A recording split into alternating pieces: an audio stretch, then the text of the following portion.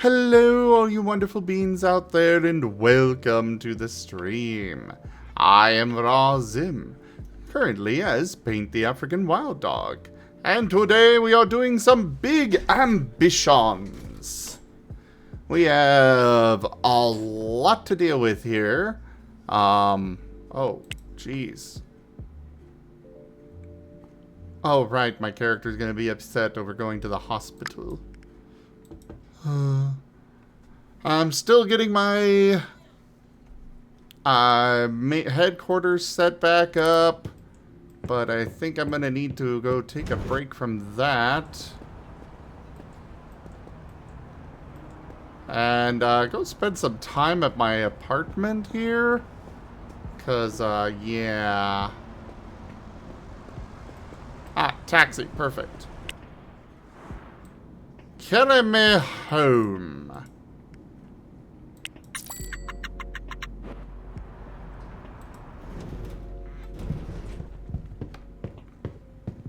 Where I shall eat some food, do some reading,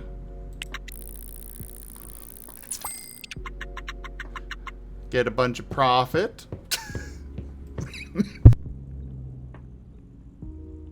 Excuse me.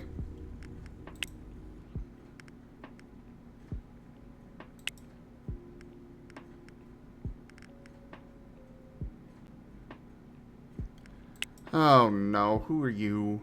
You're a lawyer. Get out of here.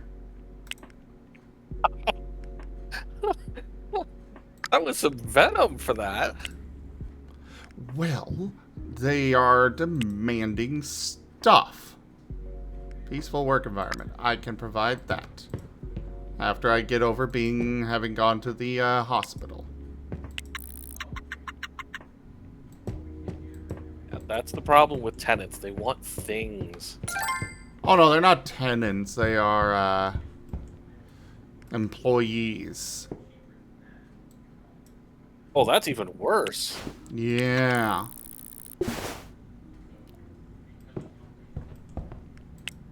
I mean, next thing you know, they'll be demanding a pizza party. Ugh.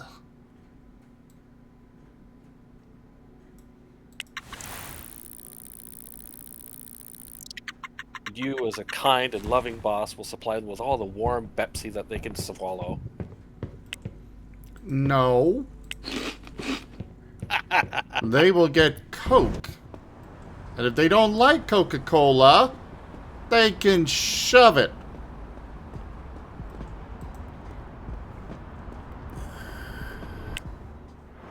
You can introduce them to the polar bear rug mimic. I'm harmless, really.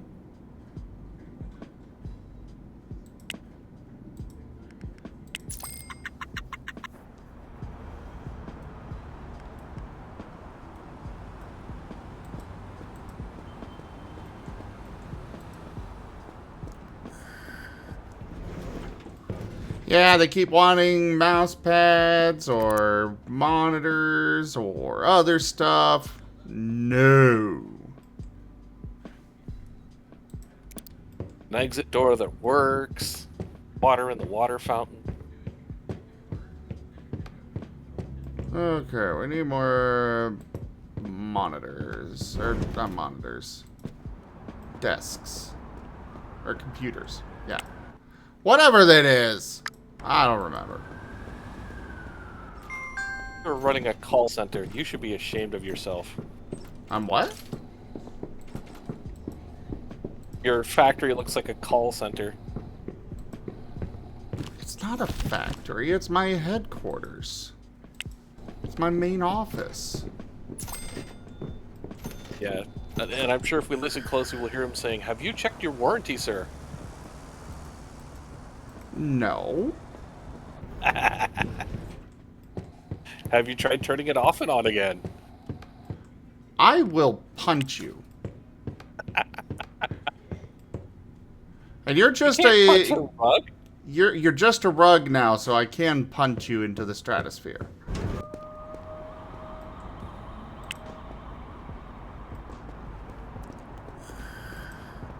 You mentioned punching me in the stratosphere, and suddenly I heard in the background this a woo sound. Yeah, holo stimming.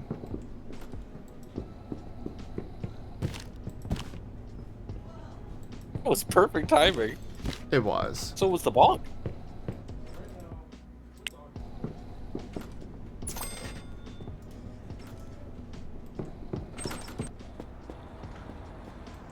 The perfectly innocent polar bear mimic rugs. Trademark.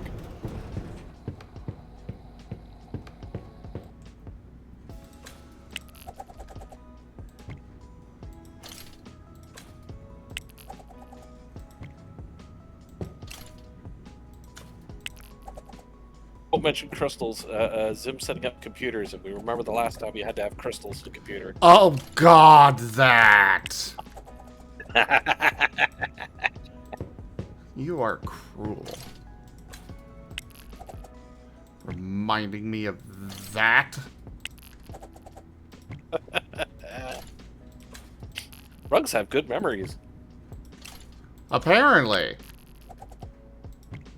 Are you gonna remember my paws all over you as well?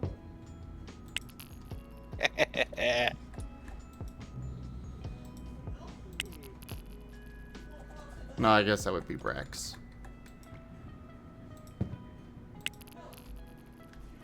I thought that would be Ren. A little bit of Ren. So a little bit of Ren, a little bit of Rex, Column Yeah. A, Squishy B. Speaking of, where is Ren? Yeah, go for it, Gip Gap. Ren is currently having internet troubles.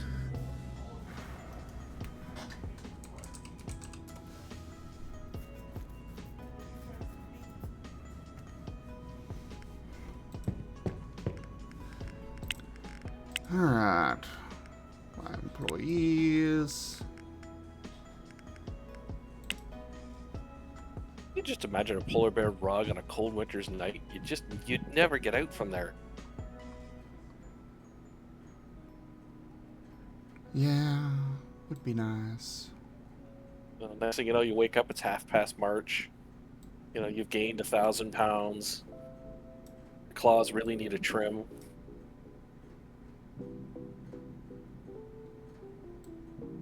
Well, good thing I've got a polar bear rug here to need, right? Kneading. Noodling.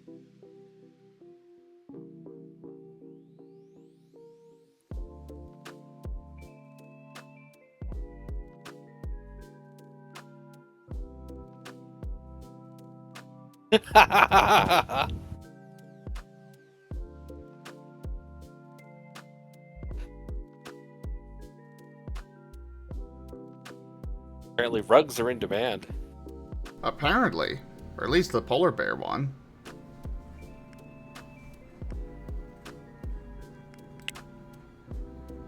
You could replace Shatner's toupee with a polar bear one.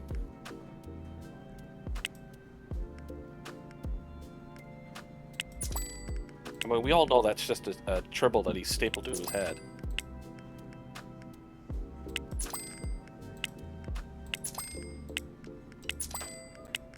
And hello there, Orca. Yes, rest on the innocent, sweet, fluffy rug.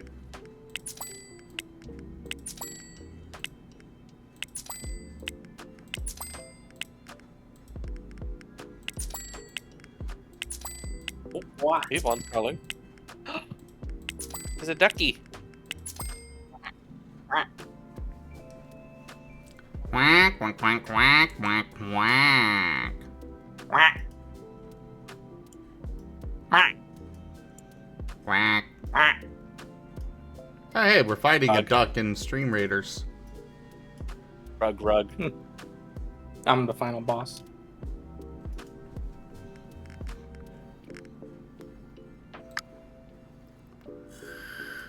On one hand, I help you save lives at the hospital. On the other hand, I help you take them in Stream Raiders. It's the Stabby Duck. Yeah. Stabby Duck and Cola Rug. Well, you know what they say about Cola Rug.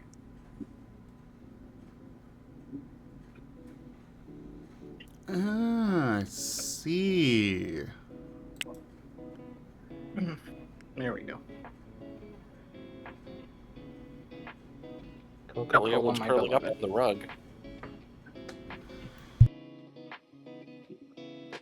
Boy.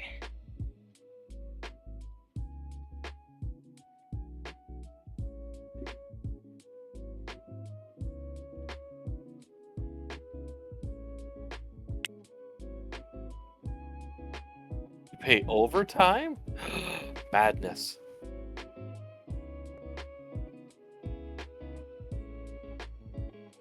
Do you know what the workers really want is a free granola bar? So, it looks like I have discovered that apparently I should You not should be. fire your workers. No. I should not be having my businesses open 24/7. Yeah. But. What? I figured it was a video game, and I do know that people go to stores in the middle of the night, but then again, in this game, you know, stocking shelves is instantaneous, so... I mean, look at it this way, right? It depends on the business, right? Like, if you got a McDonald's, keeping that open 24/7, sometimes it's good. If you're gonna do it on, like, on Monday through Thursday, it's useless. Maybe on Sundays, too. But if you are open 24/7 Friday and Saturday, that's money. That's power right there.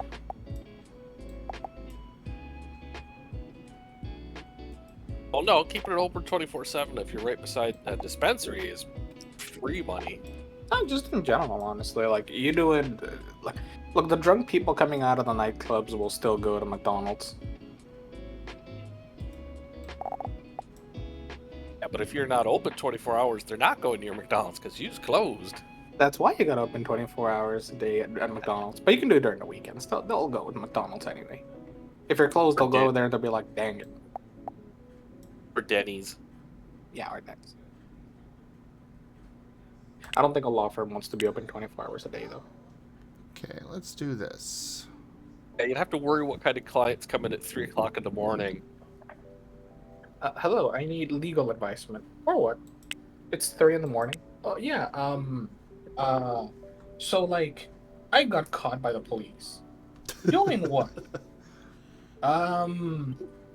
Engaging in a heavily regulated substance. Okay, please explain. The police found me disrupting the market. Okay, writing that down. Come back tomorrow, calls the police. He was dealing cocaine. Oh, okay, got it. There we go. That's what I wanted to do.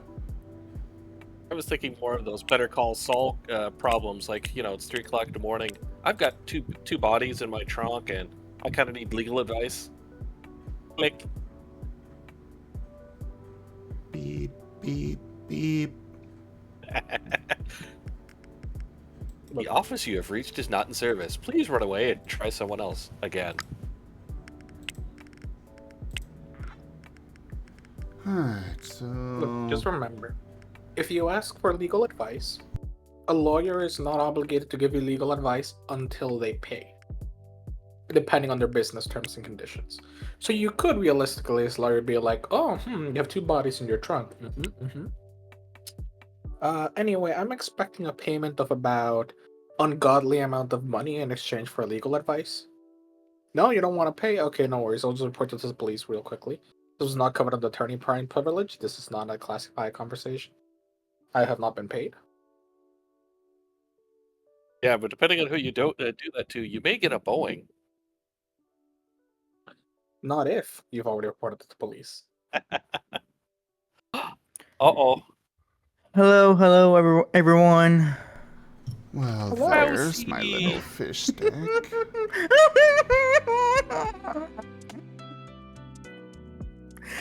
Can I go back to being a bugle today, Master?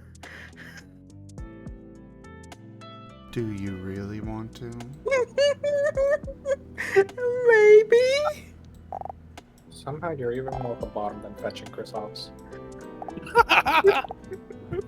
It's a bottom off. Do you want to be top bottom or bottom bottom? That's the real debate.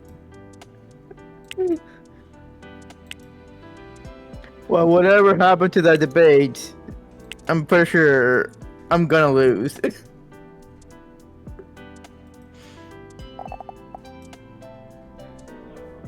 Now we have to think of, the exciting bottom program and what sort of events they would need to challenge. Oh my goodness.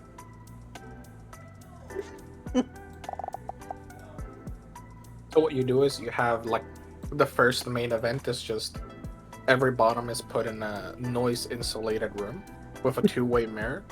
Behind that mirror is their master, and you like precisely measure exactly how long it takes for the master to say good, insert gender here, and how long it takes for the bottom to break. Oh, so a melt off then. Oh my goodness. That's the first of the games, alright? It's the first of many. I'm just saying we need to enact a wide range of different tests to ensure accuracy, because there are many different ways people enjoy being bottoms. Some people melt to touch, some people melt to words, some people melt to particular kinds of actions. Some people are at their most melty when they're watching a really snuggly, cute afternoon movie, just like in the couch together, hugging in a blanket. Some people are really melty once you pull out the paddle. It can depend on the person.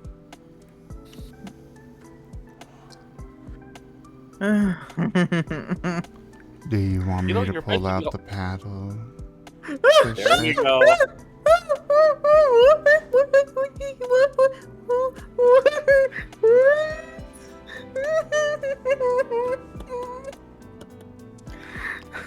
This is sounding like a yes.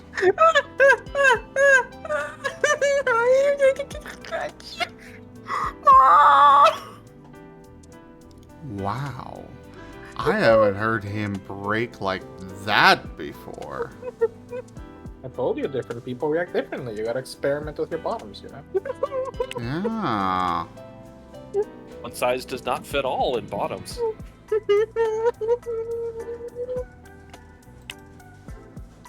It's only been 5 minutes.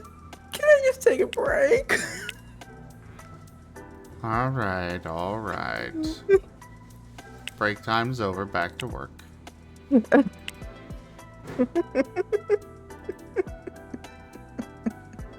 mean, look, I'm working as a rug here. Well, being a bottom somehow, it really makes you use your vocal cords a lot. I'll just say that. That's just your unique manifestation of bottominess, okay? Just like there's many ways to tease bottoms, many bottoms react different. Some bottoms are very expressive with their body language, some bottoms are very expressive with their words, some bottoms just melt into incoherent noises of like squeaky disaster. Then we have Some Ren. bottoms just... Yeah, Ren is like a whole unique thing. I do believe some of the loudest sounds a human being can hear are something like a jet plane taking off, a gunshot right next to the ear, Ren if Zim were to ever pat him.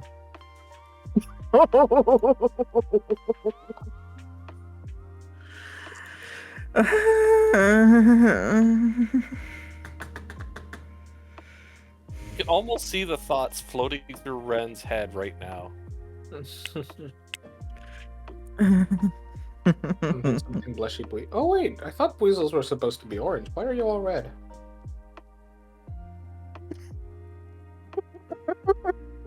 That's just a sign of healthy blood flow, don't you know? I think Healthy. it's a shiny weasel.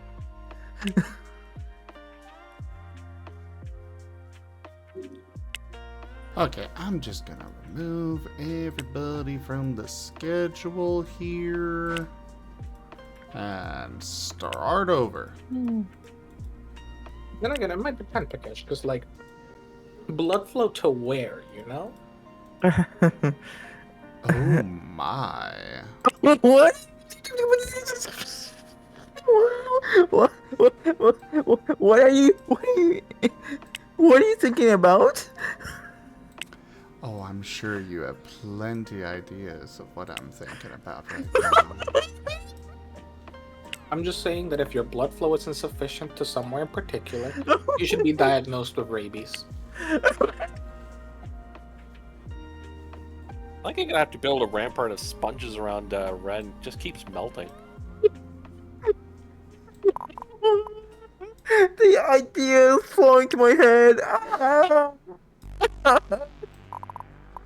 Now the question is, which head? Not helping. Oh my.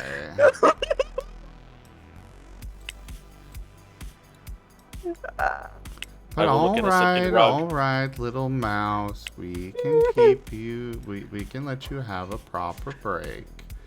I'm just gonna pick you up and put you in your break spot. What? Where is that? Ah.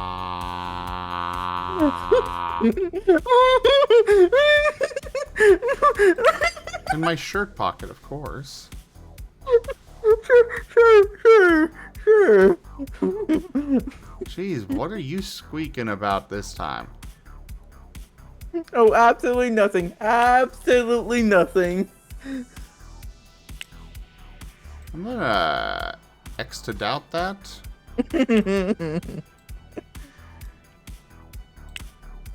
Alright, Ren. Yes. I'll make you a deal. You should say, I'll say a word, and you should say the first thing that comes to your mind. I don't think I like this. I don't like this. It'll be fine, don't worry. Or X to doubts here. Alright, we'll keep it simple. We'll start off simple, alright? How about the word green? Grass. Okay. Can. Wait, repeat again. Can. C-A-N. Oh, can. Bottle. Napkin. Clean. Home. Apartment. Sky. Blue. Cookie. Chocolate. Master. Apparently squeaks. Awesome. I'm sorry, what was that? It was you, Master. Oh, good boy. Very good boy.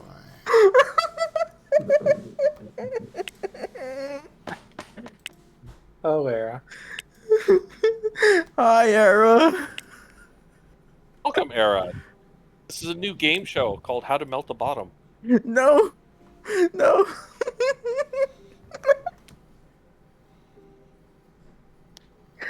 Ah.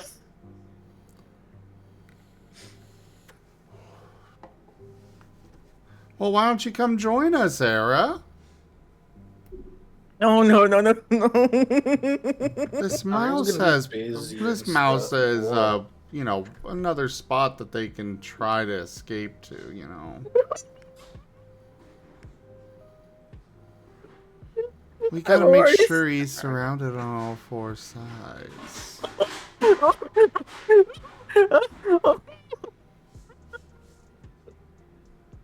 Oh, sorry to hear that, Era. Would a bearskin rug help? Maybe a cola?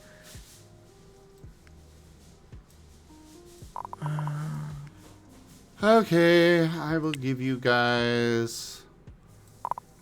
He was we'll just taking a go little this dragon route. nap, you know? Just chilling in the... What do you call it? Like, what do you call the dragon place? Thingamajig, like dragon home? Horde? Help. Lair? Horde? The lair. Yeah. Horde. Not there. There's just chilling in the lair. Just shoot out everyone. It's just like mine. My time, my space. Oh no, that's dead. Then the dragon will have a nice polar bear rug draped over them. It's like a weighted blankie.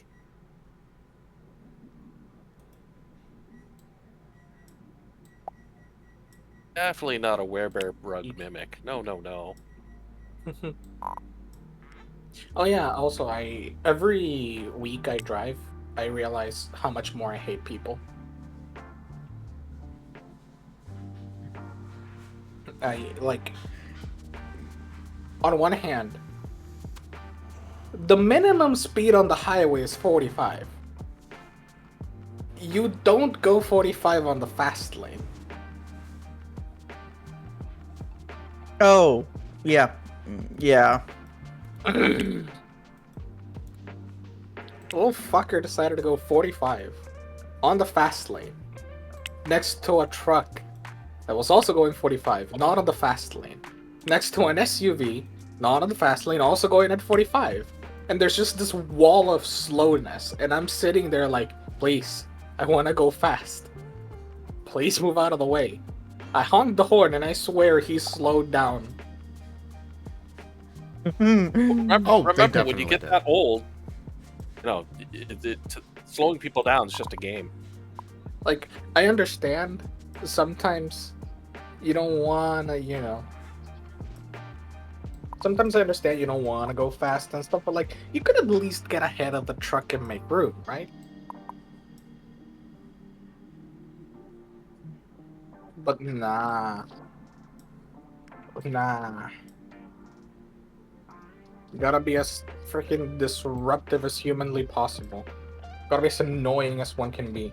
I had to wait so long for the truck to pull ahead of the car on the fast lane, so that then I could switch over to the truck's lane, then back to the fast lane.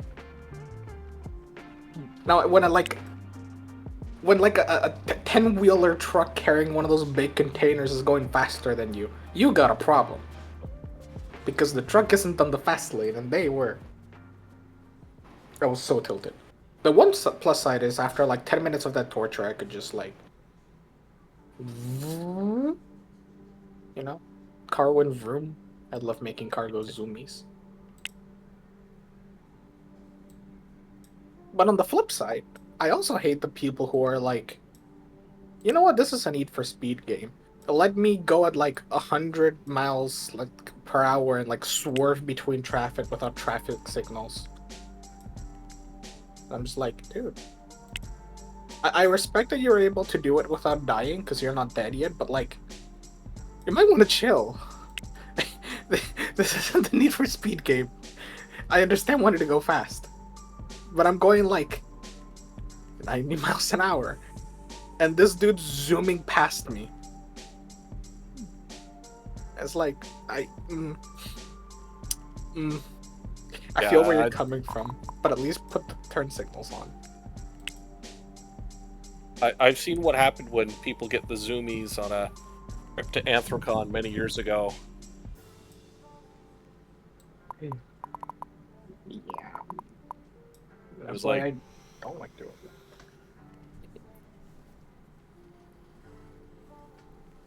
I mean, the friends in the car asked, why is there a steel roll a couple 100 feet out in the field, and where's the truck? And I had to explain why. Yeesh. Yep. No, I don't know. My continued hatred for both humanity and car culture continues to grow every day. That's why I was told decades ago from the trucking company I used to security at. It's like, I'm trained to take out the car in front of me rather than take out the city I'm in. It's not a bad idea. As cold as it is.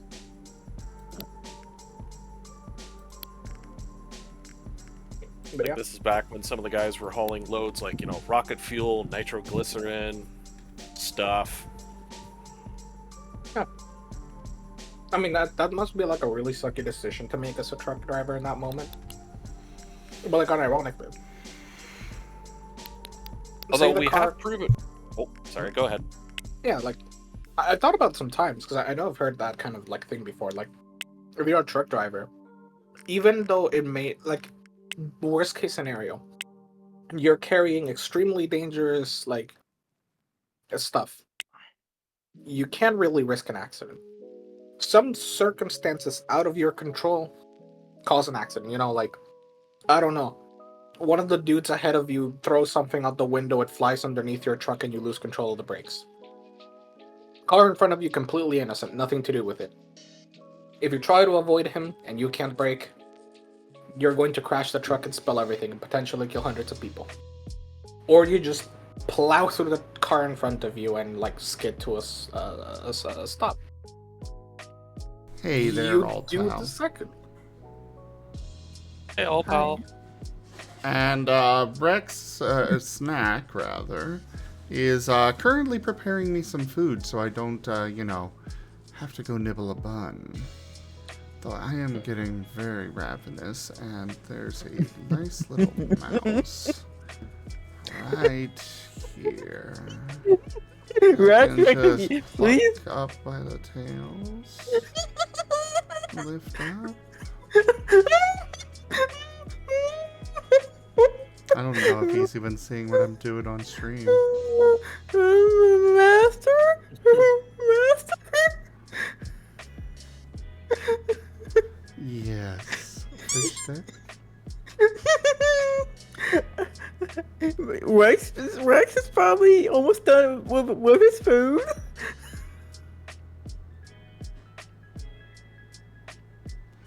It should be There, coming. little mousy. You see the stream, right? Yes, I do. Yes, I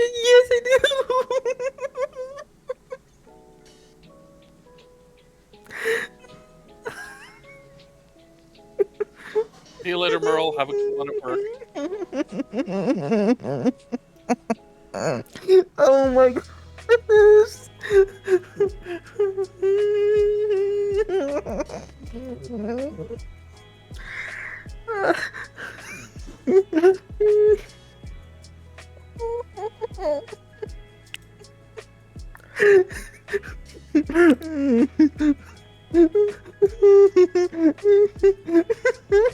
I think I can keep him like this for the entire rest of the night. Just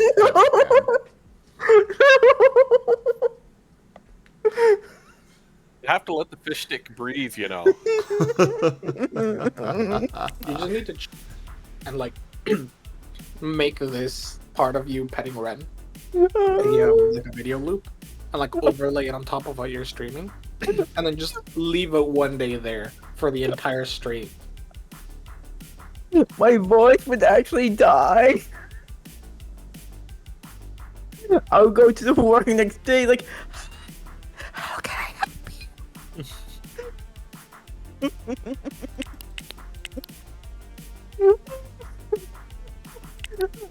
It's just all happy squeak noises. Oh my goodness. Also, I am feeding it through Discord now.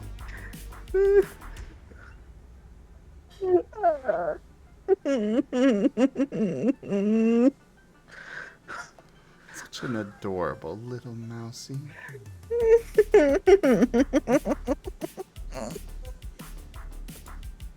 So anyways, how's the weather? How you doing? Oh, the weather's great. It could be a little colder. It could be more rainy. I just love the rain a lot. Though right now I'm just trying to determine, figure out things in this game, figure out how they, how things are gonna work out here in the game.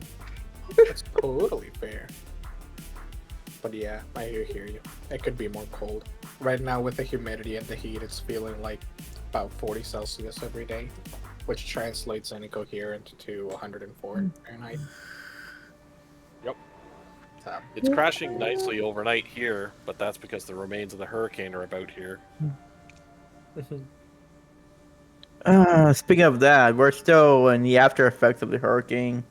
Like, we still have flooding around here. A lot of people are still out of electricity. It's awful. Yeah. And it's only going to get worse. Woo. I will admit, like, since you mentioned it, it is a mentally depressing but kind of amusing thought. I always thought living in Florida I'd be much more at fear of hurricane, but I just keep hitting Texas and Mexico. And I just sit here like, damn. I thought it'd be worse. I mean, Yeah, the thing that- about Florida, though, once you do get a hurricane, it's usually a Cat 3 or 4. Usually. Yeah, but now with the Gulf being so warm, I mean, if you guys get one, it'll also be Cat 3, 4, or 5. Well, the thing about Florida hurricanes is it's not so much the strength at which they hit Florida. It tends to be two things. Number one, it tends to be more specifically the direction in which they go, and the different parts of Florida. So you do kind of see them often loop around, like with the end when it hit Tampa. That tends to be a more frequent thing than them directly hitting like from the south up to the north. And that's just because for the way kind of like patterns kind of flow and stuff. The worst hurricanes to hit Florida tend to form all the way over, like usually the coast of Africa, basically, and they travel all the way over here. But they also tend to not very frequently go through Florida. And this year specifically, I was looking at the predictions. They're much more predicted to go through the kind of the southern part of the Caribbean, like basically between the main Caribbean islands in Venezuela. They're more likely to go through that kind of zone.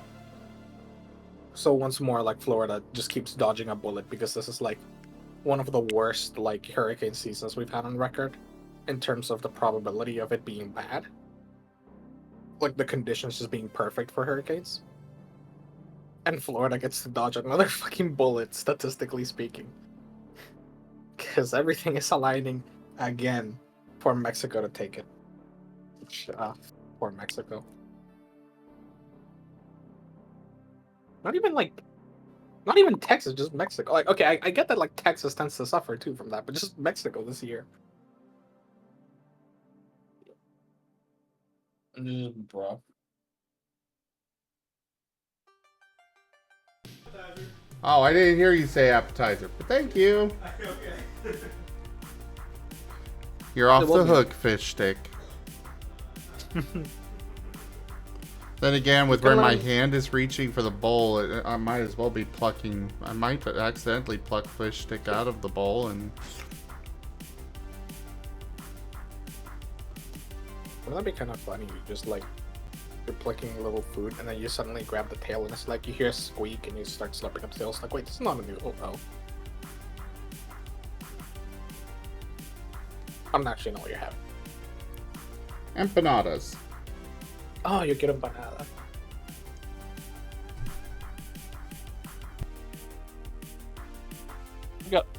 I've got leftover tacos I can share. Well, it's not the same. That's racist.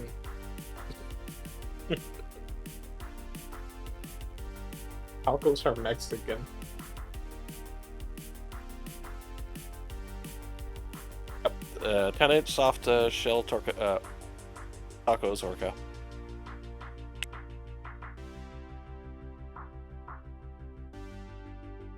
And a fresh block of cheddar I grated for him.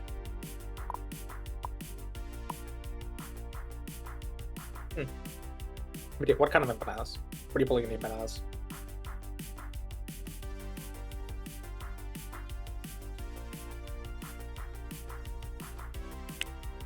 I have no idea. That's what I'm asking. I'm curious. And what kind of empanadas? Oh, me? I have no idea.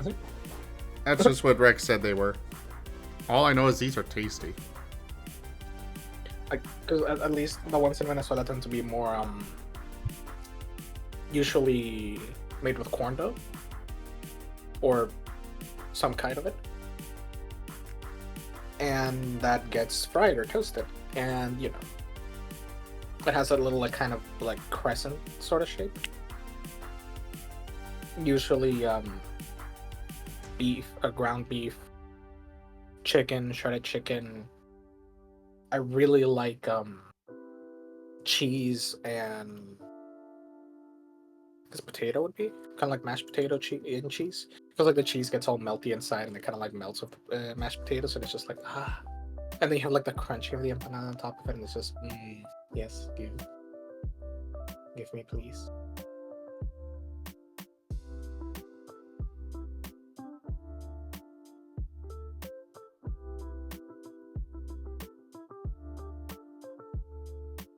Oh, that's fair, Fish Stick. That's fair.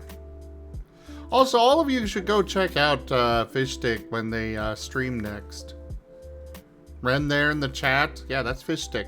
Go check him out.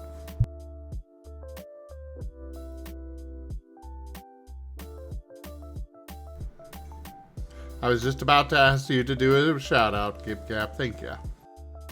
I'm faster than you, okay? I'm younger, you're too old.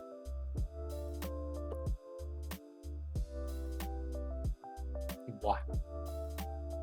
Which is my way of saying I love you too.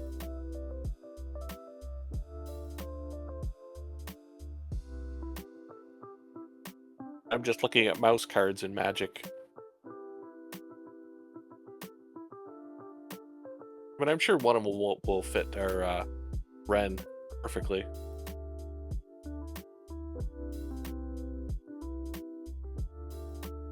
I know the opossum card is disgustingly cute artwork.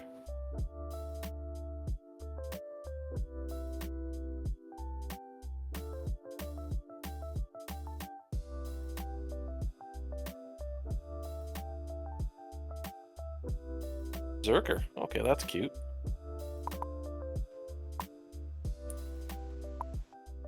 Yeah, I'll SMH. I know. Everyone always wants to do it to him and not to me. On what?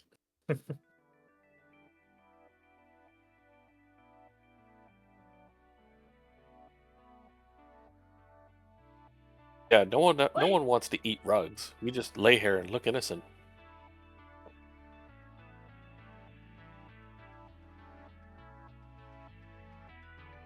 Yeah, look, if you want any other food recommendations, pequeños.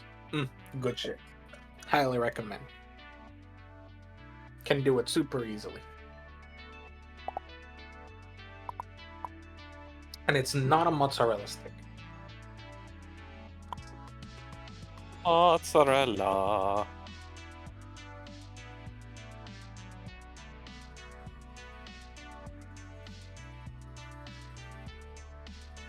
Wow.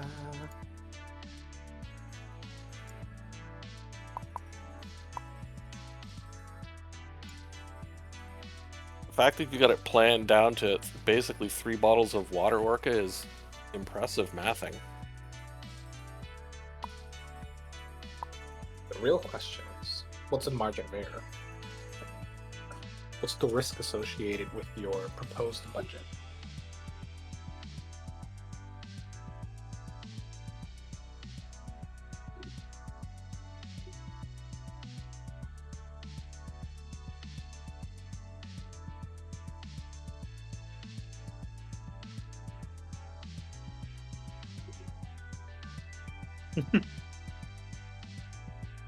You know, budgeting is real when you're including cents as well.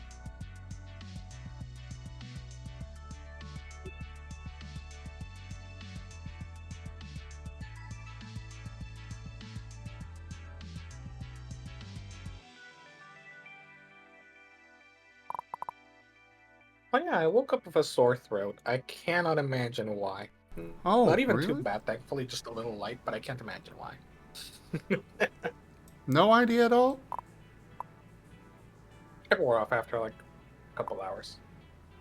I cannot imagine why. I'm so sad it was so late. I wish more people would have been able to experience that glory. It was pretty wonderful to behold. Too bad that recording got corrupted and it will never be seen again. Right. SX'd out.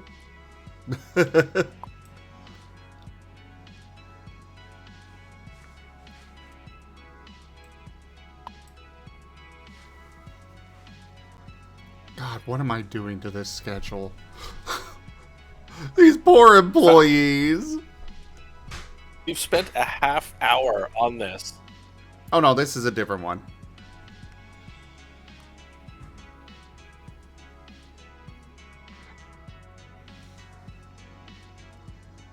Hopefully you didn't get the hotel with the bed bugs, Orca.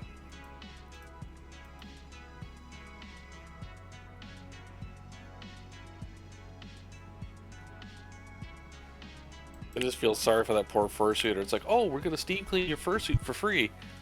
You can't steam clean a fursuit.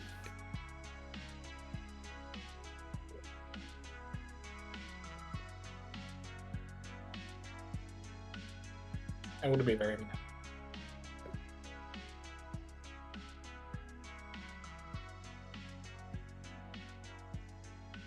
Well, the person is freaking out, posting about it on Twitter, and it's like, you have every right to freak out.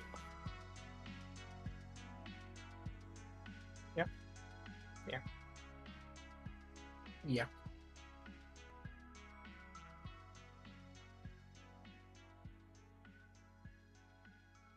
Take it to the nicotine smell. God, I hate the smell of cigarettes. Joke. Not like people who just kind of Excuse me, smoke. sir? That's like fine, whatever. Excuse me? It's when it's Hello. that like that Why are you so ingrained cute? nicotine smell. It's just like Yeah. ugh. Excuse me, sir? Excuse me? You know, if you get any dampness Hello. in the room, it makes Why the are you smell so come back cute? even stronger. Excuse me, sir? Well, Excuse me? Hello. You know, you get a Why are rainy you so day, and then it's cute? suddenly like this, the smell of 10,000 dead cigarettes just Excuse me, waft sir? out of everything. I was talking to my supervisor because like I feel really bad for him because for a bit there he'd gotten really stressed out with work, and he's the kind of like workaholic person who wants to get work done. So if you give him more work, he just does more work, and he's extremely underpaid for his position. Like someone with his position and his experience should be earning easily over 6 digits, and he's getting paid like 50K a salary, not even hourly. Dude works like 60-80 hours a week, and I'm just like, dude, you have to chill. Don't do the work you're not supposed to do. But he's that kind of person, and they abuse it. And I always feel really bad for him, so I always try to push him like, yeah, take a vacation, dude. Like chill. One Relax. of those situations. Like he's conscious about it, but like he's obviously attached to the place. He enjoys working that much. I can see it in the way he talks about the job. The thing that sucks the enjoyment for him out of it is dealing with like management, basically, not working. He enjoys working. He's an excellent employee in the sense that if you give him really hard tasks, he will do them. But like, I can't just be like, yeah, do the work for it. Like, no, I feel bad for him. And for a while, like he was like, no, I quit smoking for like 5 years, something like that. Like he'd quit smoking for a very long time. And the stress of the work was enough that like one day, like the first day he smoked, I could tell because I immediately smelled it, and I was like, did you start smoking again? And effectively, he resumed smoking, and I was like trying to quit again, and it's like Jesus. He resumed smoking, and I was like trying to quit again, and it's like Jesus. Like, I can see. Fish stick. Fish stick. Oh shoot. Welcome back. Oh, echo, Oh. echo. Hey, Fish sticks. get back in here, fish stick. Probably Just wants to ate stay the out a bit too. You ate the fish stick. I did not eat him. I mean, if you think about it, right? Oh, When Fish Stick first left, you had your hand on Fish Stick, and then Fish Stick started talking. And then we just hear this rumbling of the phone coming from somewhere near your tummy, you know? I'm just saying.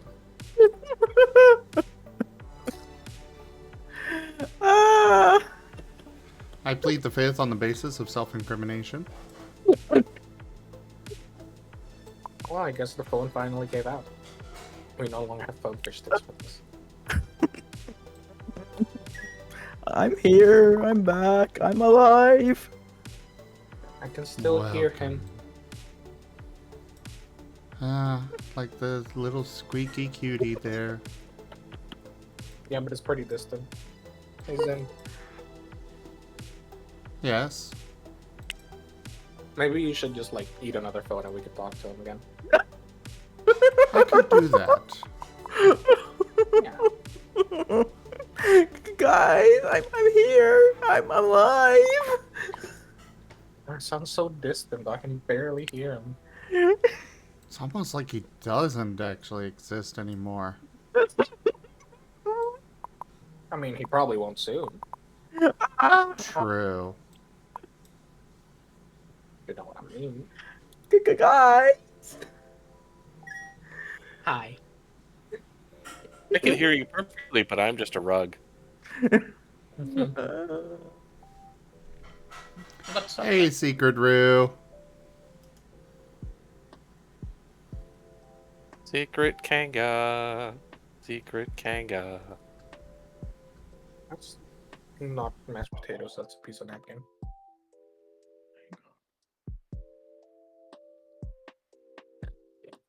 But yeah, short of it is, it's weird because like the moment I realized the supervisor like restarted smoking, I could tell. But it was so different when like he like really resumed it for a couple of months, like unmistakable smell. And like I could smell, like even without him having smoked, like I could smell on the clothes he wore, and I was like, Jesus. Like even from a distance, like it was like notable. And then he like kind of toned it down, and suddenly it's like, oh, he just went out for a quick one. That's whatever. Like you can kind of smell it, but it's more okay. That's fine. But it's so like it's such a sticky smell.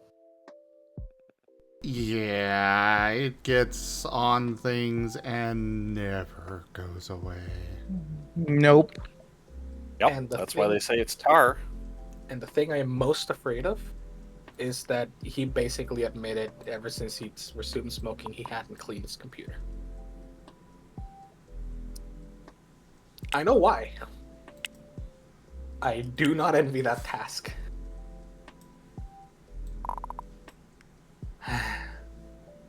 Like, cigarettes destroy computer fans. Yeah, it's the tar. I never want to clean them. Same with rugs and wallpaper. Stucco ceilings are especially bad. I will admit though, it did kind of like how do I put it? It was kind of like a little frustrating to hear because like I know sometimes there are times where you can like reasonably question someone's life decisions. And you have a perfectly good point to make about something. Like, hey, why are you like even something like why are you making these financial choices? Sometimes it's good to like be criticized on something so you can kind of think on it. Right? Makes perfect sense. But I remember overhearing someone at work being like, I can't believe he resumed smoking. He's like such an idiot. He'd already quit it. Like, why doesn't he just stop again? And I was sitting there like, because like I guess maybe now that I've known him better and I can kind of understand what's sort of heading through his mind. Good night, Era. Night, Good night, Era. Era. Hey, Dara.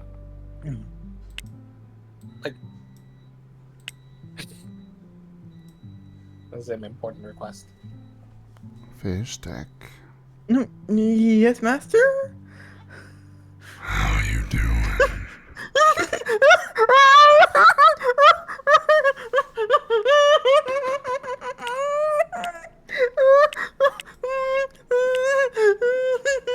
Was that satisfactory, Era? I gotta admit that would even me a little bit.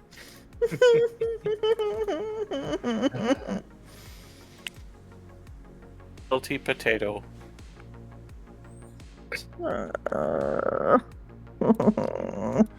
Tasty Time for more potato. sponges.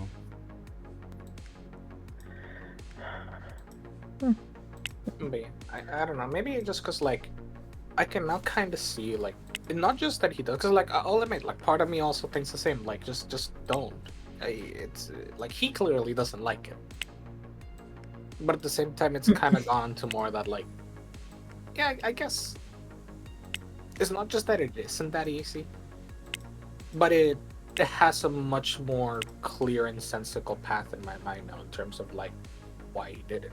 Like, oh yeah, being burdened with like essentially the equivalent of having to do 4 jobs at once without getting extra pay, whilst the workplace clearly wants to keep reducing headcount is really stressful. I definitely think more employees need to stand up for themselves. They need to stop letting themselves be taken advantage of. Yep. Corporations will happily do it. The problem is he's one of those old people, like, thinks entirely different. Because mind you, it's not like a big corporation, and I'll give it credit. Workplace is not that bad. It's not quite at Amazon levels, but it is definitely. And as far as because like I keep hearing the same story. It used to be a much better place to work at. It's taken a big turn for the worse in recent years, and I think a lot of people are still kind of in the old mentality.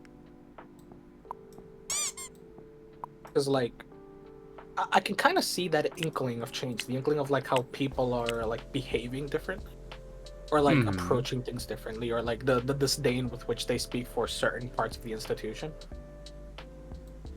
And it's that kind of, I think it's, you're starting to see that in a way, like the coalescing of, all right, well, you know, if they're gonna be a dick about it, so am I. Or if they're gonna screw me over, I'm gonna stand up for myself. Case in point, I've basically kept asking him like, hey, are we gonna deal with the hiring? And he's just gone like, yeah, you know what, just send them an email directly. I just send him an email, yeah. And I did. I immediately sent an email now that he was like, yeah, no, you go do it. Not that he doesn't want to do it. It's just that he's not getting a response. So he's like, yeah, you go get a response. And I will fight for it. Or like, they didn't pay me for Juneteenth. And because I'm still working for the temp agency, I tell the temp agency, hey, I didn't get paid for this date. Because normally if I have an issue with payment, I tell them, they ask my workplace that they fix it. And the temp agency's like, oh, I talked to this person, but she said there is no confirmation you're getting paid. Do you have the person who told you you are getting paid? Kinda. Jimond_ has turned Mouse Ren into a Dedenne. They can only talk like that Pokemon for 2 minutes.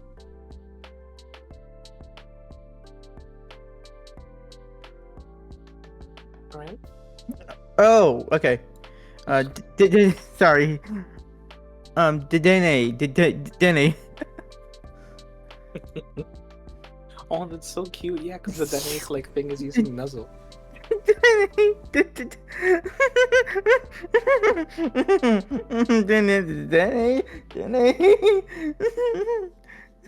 Zim, you know we should totally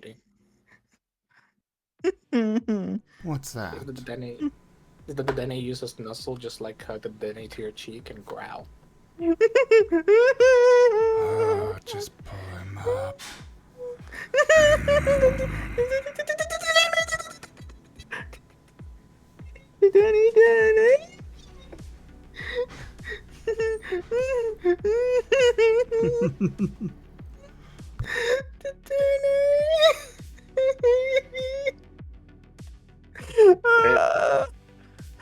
I am but an innocent rug.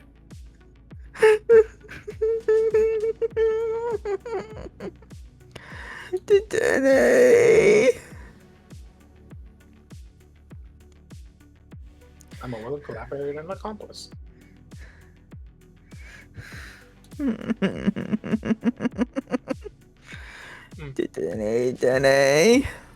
Cute. Dene. Oh, I just said Oh, you're Marten. Does it tease you that bad if I say you're cute? Dene. But you are cute. Dene. Zim, have you done a VR chat with Red? I want to. Dene. You should. I would Okay. love to get on VR chat with him. But I don't have a VR the VR Avatar. set. Yeah. You Well, don't need one. not the avatar, but the actual, the You don't VR need one. things. Yeah, you don't need one. You can just launch VR chat on desktop mode. Oh. It would be different if he were in VR, though.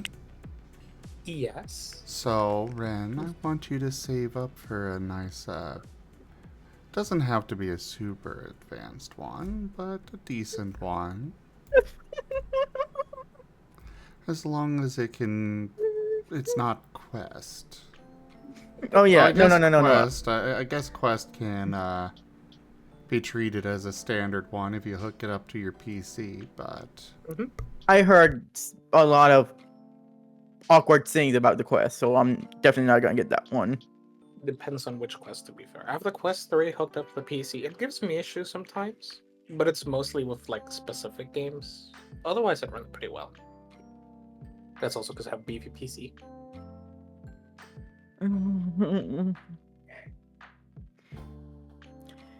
Just like tiny little side tangent. I will admit I am so pissed off at Quest. How much wanted is to just how much is it the one that the Steam sells? It's about $1,000. 1,000 for the Valve 1,000. Index. Yeah. It might actually be on sale right now. That's what I'm looking right now. I know the Steam Deck is on sale right now. That's the main thing about like the Valve Index. It's probably still the best overall all-around package for VR, especially in terms of just combining different things, having nice body tracking, having good sound quality, good microphone, etc. Only problem is it's expensive. The main thing is just that it's a combination of different expenses. Oh yeah, because you have the headset, Excuse me. the controllers, and the monitoring of the movement, right? You're almost always gonna get a cheaper headset if it doesn't have the base stations or that kind of monitoring. But it's also more accurate. So if you get the Valve Index, good investment long term. Cheaper ones are available, but you're gonna have to research a bit more into which one you want and for which reasons and what you prefer out of them. Yeah, I and if currently you have and use Index. I can definitely say the Quest 3 was less bad than I thought, but I definitely still sometimes go like, damn. I almost wish I'd gotten an Index, but that kind of varies by day. There are days where I'm grateful I have this because it just has different problems. I have a friend who bought I think she got like the Pico 4. I think it's only European though, and likewise different kind of issues. All of them have their own little like thingies to look into if you're interested in that. I definitely recommend spending a few hours. Oh my god, your poor employee's working 56 hours a week. I'm working on it still. Yeah, they're going to be working on it next week. I am adjusting hours still. Right now it's setting 80 hour automatically work to week. all days because Monday through Friday are going to be the same shifts. 80-hour work week, 80-hour work week, 80-hour work week. No. See. No? I'm not doing it. Poor Ren. The hug the Ren. Pet the wren. Squeeze the Ren. Nibble the wren. Lick the Ren.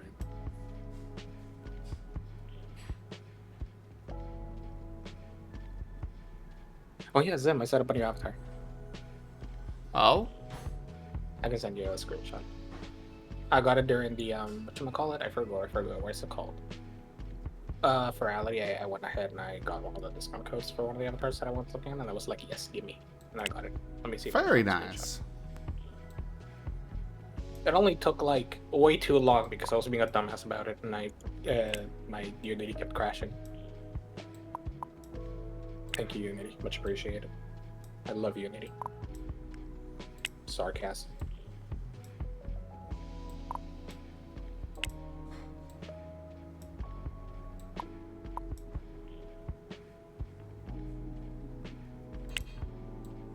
There we go, screenshot sent.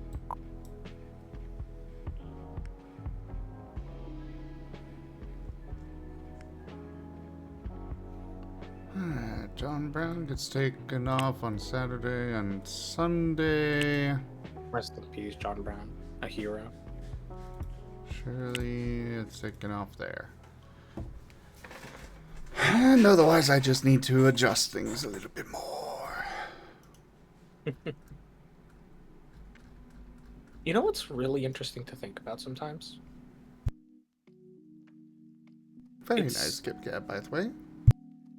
Yee.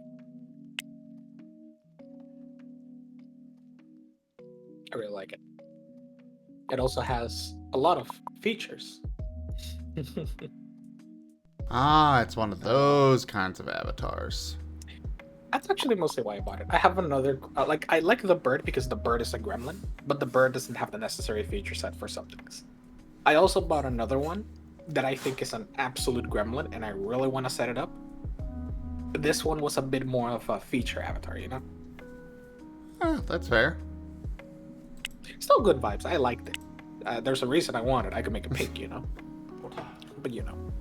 Olive and butter spaghetti with fried chicken. Ooh, very nice. Thank you. Good boy. I'll be there in a bit. We'll give follow hers. Okay. Yes, Rex does deliver food to me. He's a good boy. Cute. Oh, you mean to you? No, I'm sorry. I'm very jealous of him.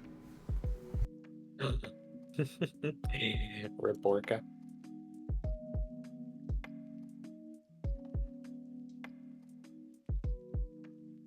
But yeah, so you know what's interesting? Since you mentioned the name John Brown, you know what I was reading about that I found fascinating? Warning, this might be a long tangent. Go ahead. Gives me time to eat. Okay, so I hate the Lost Cause, not because it's wrong, but because it's stupid. And to be more Okay, precise, you of hate what the I mean, what? the Lost Cause, the Okay. the mythology of the Lost Cause. So we're talking, to clarify, the whole idea that like the U.S. Civil War wasn't about slavery. You know, oh, it's Northern aggression. It's about states' rights. Blah blah blah. I hate all that. I hate these people. Well, actually, I don't hate the people. I hate the idea. Most of the people are just wrong, but they don't know that they're wrong. Most people are just educated that way. Good Not night, really their Dido. fault. Good night. But what I find really interesting, right, is the more I read about a lot of Civil War stuff, because sadly I'm living in the United States right now, so I just obviously come into more contact with it. The more it's just like people really want to be like wrong about it sometimes. Because I was reading about John Brown, right? And it's a very complicated figure to cover in history. Because it really, really changes your view, what point of view you see him from. On one hand, was he an insane lunatic who was willing to kill people who were pro-slavery? Yes. Was he a guy who literally was like, oh, the people talking about abolition are dumb. We need to like kill people to make our point. Like we need violence. We need action. Yes. Was he wrong? And that's what I find interesting because he was kind of right though. Like in a sense, he was almost the exact opposite of what the South and the Civil War represented. The South was willing to use violence and action to maintain slavery, and they justified it by every means necessary. The white supremacy of the South was like so glaringly obvious. If you read their founding documents, you can get banned off Twitch for saying racial slurs. Like, oh, go read the Missouri Declaration of Independence, and you'll get banned off Twitch. It says racial slurs. Granted, I know at the time it wasn't the same kind of context, but it also wasn't a pretty word. It's just that people liked it at the time because they were white supremacists. And if you think I'm saying white supremacy in a very chill way, I am not. They literally claim that that was the natural order of things.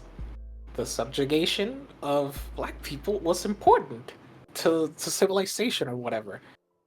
I am trying to mince words because I don't want to use the terms they used. Go read up on them. It's disgusting. And that's not hidden in the documents. That's the second paragraph of some of their declarations of independence. You know, like, oh, the election was rigged and we're seceding from the Union to maintain the greatest institution on earth, slavery. And you're like, oh, that's, That's not literally what they said. I'm paraphrasing, of course. That's basically what they said. Oh, the Abraham Lincoln won the presidency? We're seceding because he's going to ban slavery. You can't make it up.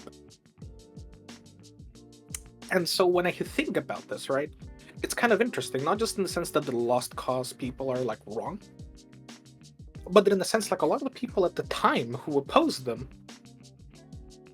we might see them today as radicals in like a negative connotation, but they kind of were right in a way. Like John Brown literally fighting like to the death slavers or pro-slavery people to try to establish free states or to try to like swing political elections in his favor. Wasn't like, oh, you know, he did terrible things when the opposition was peaceful. Because it gets a lot of coverage because it comes from the Southern point of view that people like John Brown were extremists.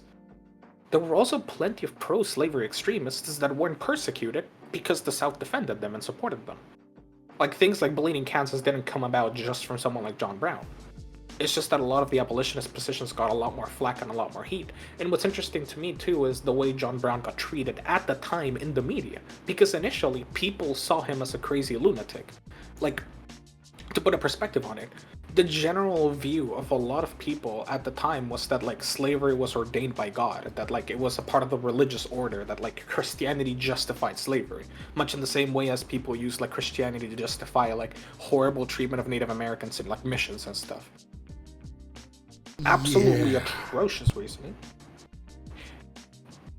And John Brown defended it with Christianity because I mean, to be fair, a lot of Christianity is still doing that against gays nowadays. And others of the alphabet mafia, as it's been kind of coined.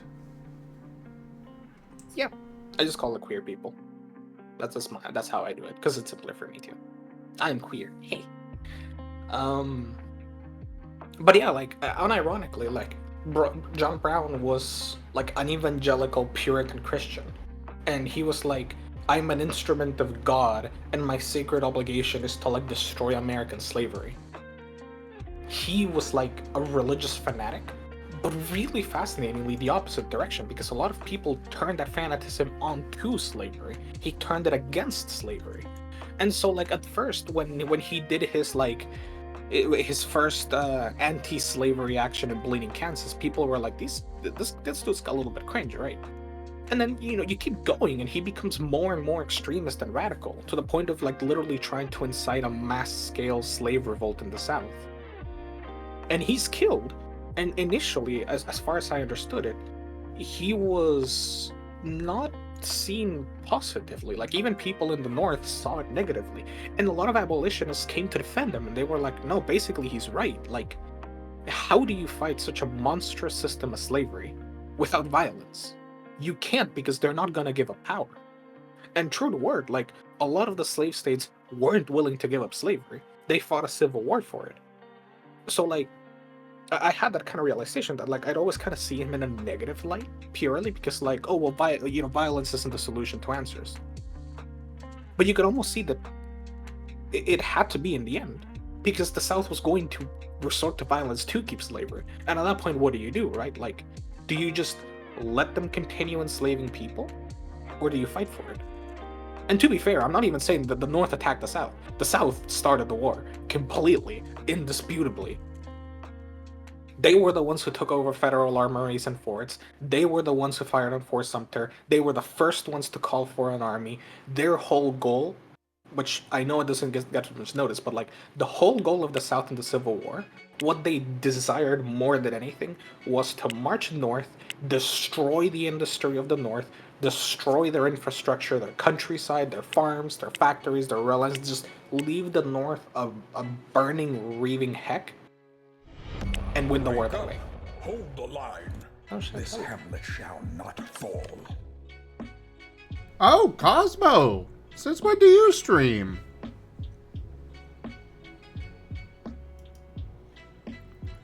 Thank you so much for that raid, Cosmo. Welcome in. How was your stream? That's fair. That's fair.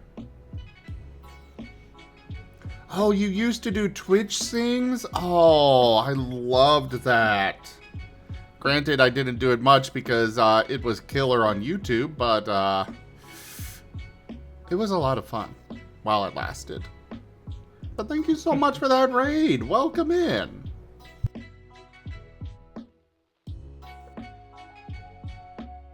Yeah, well, so I'm just eating and I'm ranting about my random stuff. In this case, me reading about John Brown while I was at work. Alright, I'm back again. Welcome back. Thank you. What was I saying? I don't know. I don't remember. You're like that went on and on. So like you just kept going.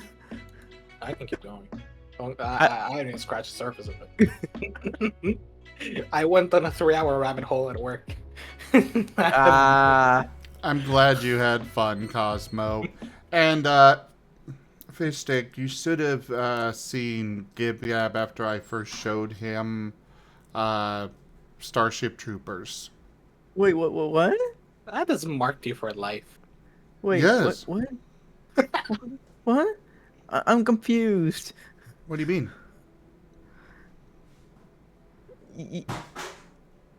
I'm sorry, repeat that again? So, the first time that I showed Gib Gab...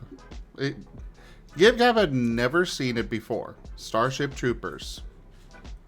And Gib Gab proceeded to go on a rant that was longer than the movie about the inner workings and politics of the world of Starship Troopers after having seen it only once.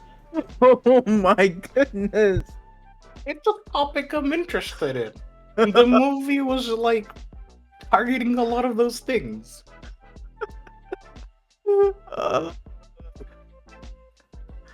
Wow, that's actually impressive. It also wasn't longer than the movie. It was like an hour and a half. The movie was an hour and 28 minutes. The movie's not that short. Hold up. No. I don't believe you. How long is this movie?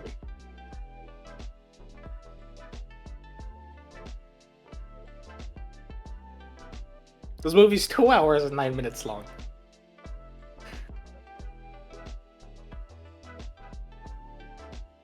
I've been lied to again. The devious. I just threw out a random number. I had no idea.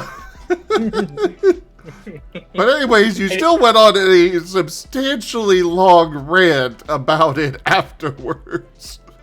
Having only seen it once and never having heard of it before that point. I like studying a lot of things in politics because I like knowing and understanding things. Mind you, I can't be like, I cannot be apolitical because me being able to stay in this country literally depends on who gets elected. Like, I cannot afford to be apolitical. So that's already a step in the wrong direction for me. Not to mention, my whole country exploding when I was growing up. I kind of threw a wrench in things. You can't really be apolitical there. So I've always been interested in things, and I've always wondered the question of like, what, why, how, why do people do this? Why do people do that?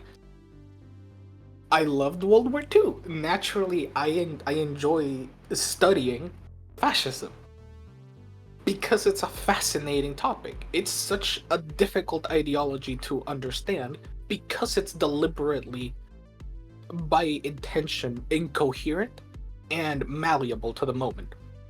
It's like the word woke. It means everything and nothing all at once. You cannot just define fascism. You have to define aspects of it. And studying those aspects, I learned a lot about it.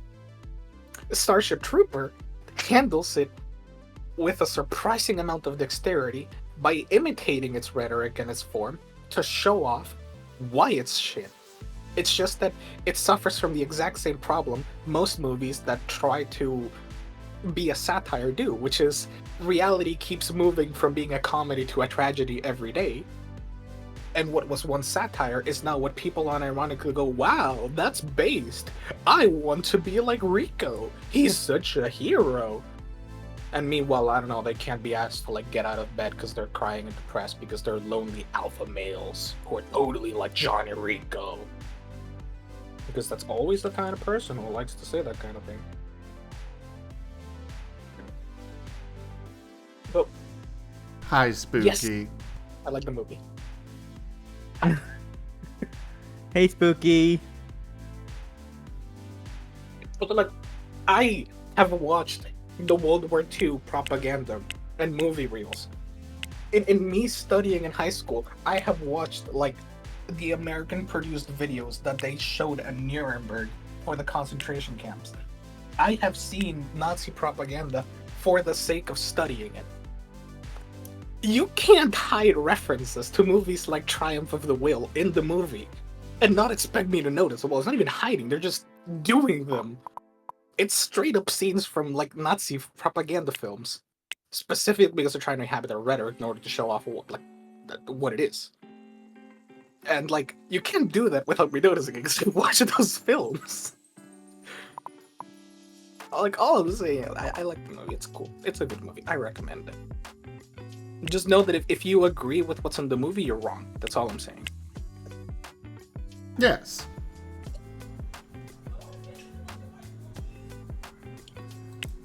Also, the bugs are hot. They are cool, but I definitely would not call them hot. They are well designed, but not hot. Look, I'm just raising my monster fucker flag, okay? Jeez.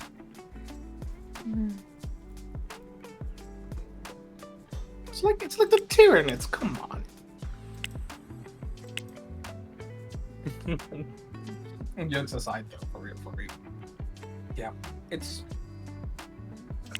also one of the things that I love with art that does, like, there's a thing that I love with art forms where by being serious about their message, about what they're actually trying to say, they can become timeless in a way. Like, I think Birth of a Nation is a disgusting film.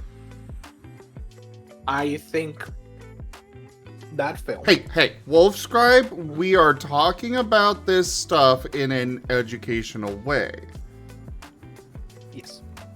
But yes, you are correct. Like, a lot of this is skirting the line a bit. I'm being careful about it, don't worry. I know. Namely because, yeah. I mean, look, I will be the #1 person who will ban someone who's using very specific World War II iconography if I see them on a server. I have zero qualms about defending those kinds of people. You mean about getting rid of those kinds of people? Yeah. What did I say? I may have ADHD. Defending.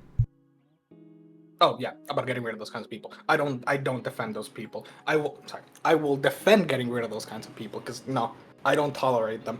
They want to end my existence. They don't have a platform for me anywhere that I can allow it. Don't tolerate them.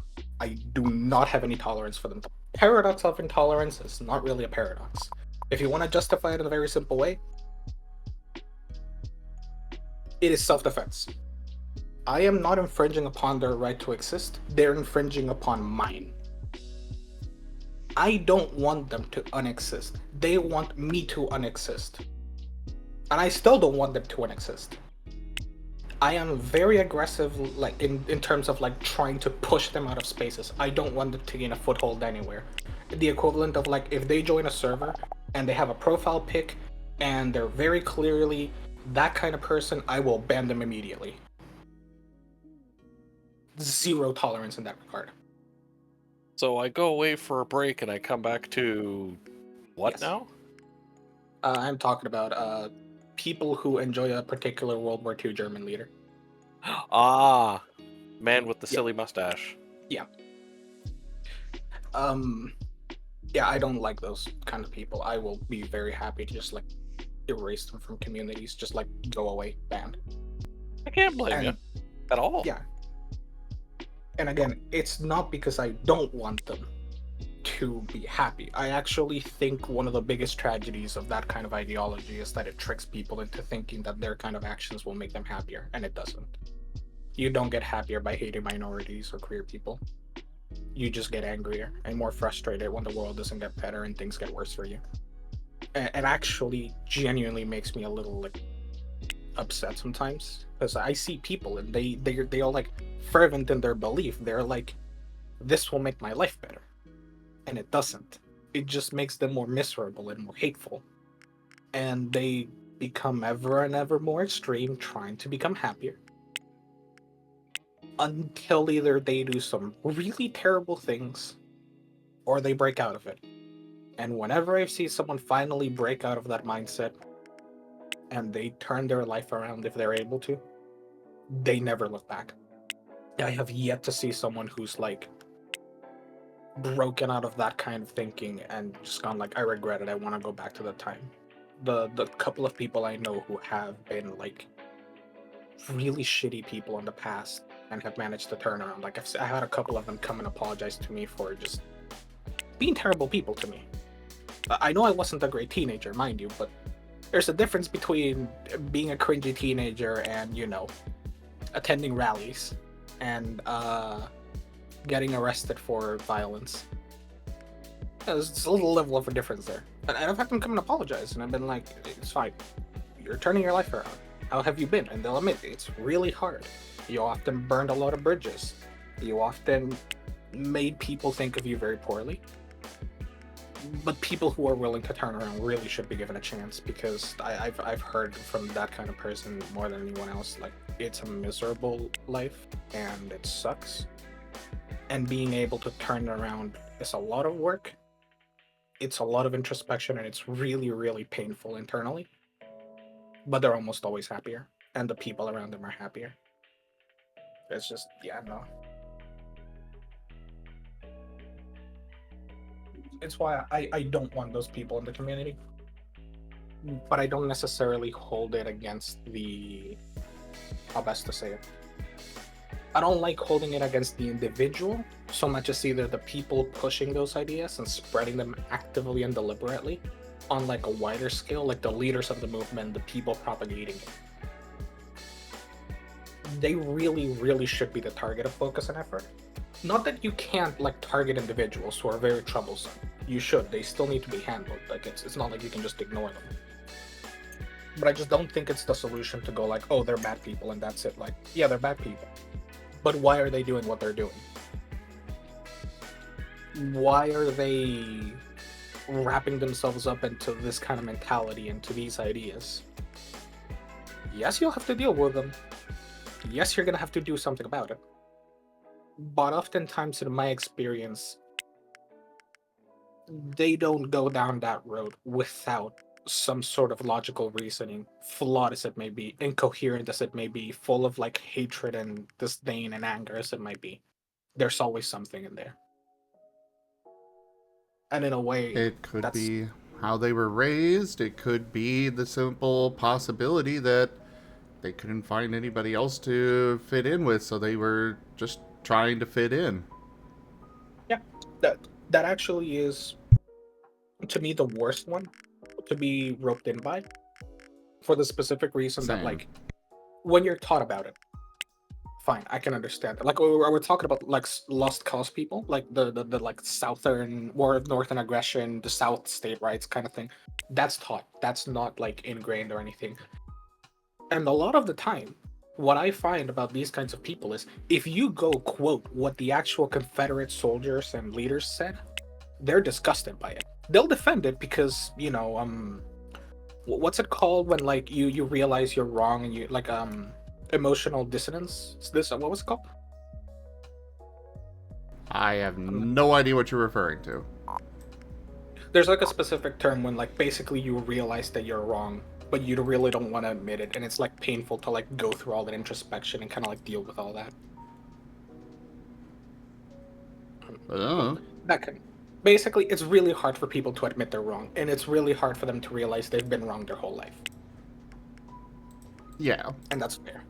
It is painful when you've done so much and you've argued so hard and you've believed so fervently, and you realize you're wrong. So a lot of people don't like admitting it. That's the case of a lot of like Southern pride kind of people.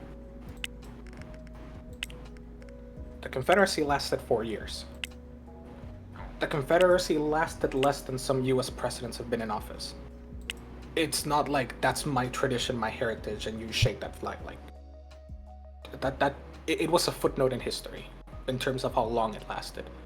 Its influence afterwards has been more significant. But, you know.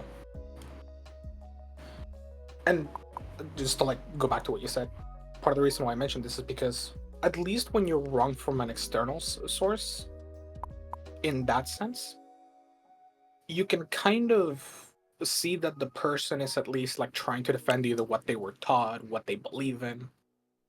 But a lot of times when people get roped into this and it's for a sense of belonging, it's the worst.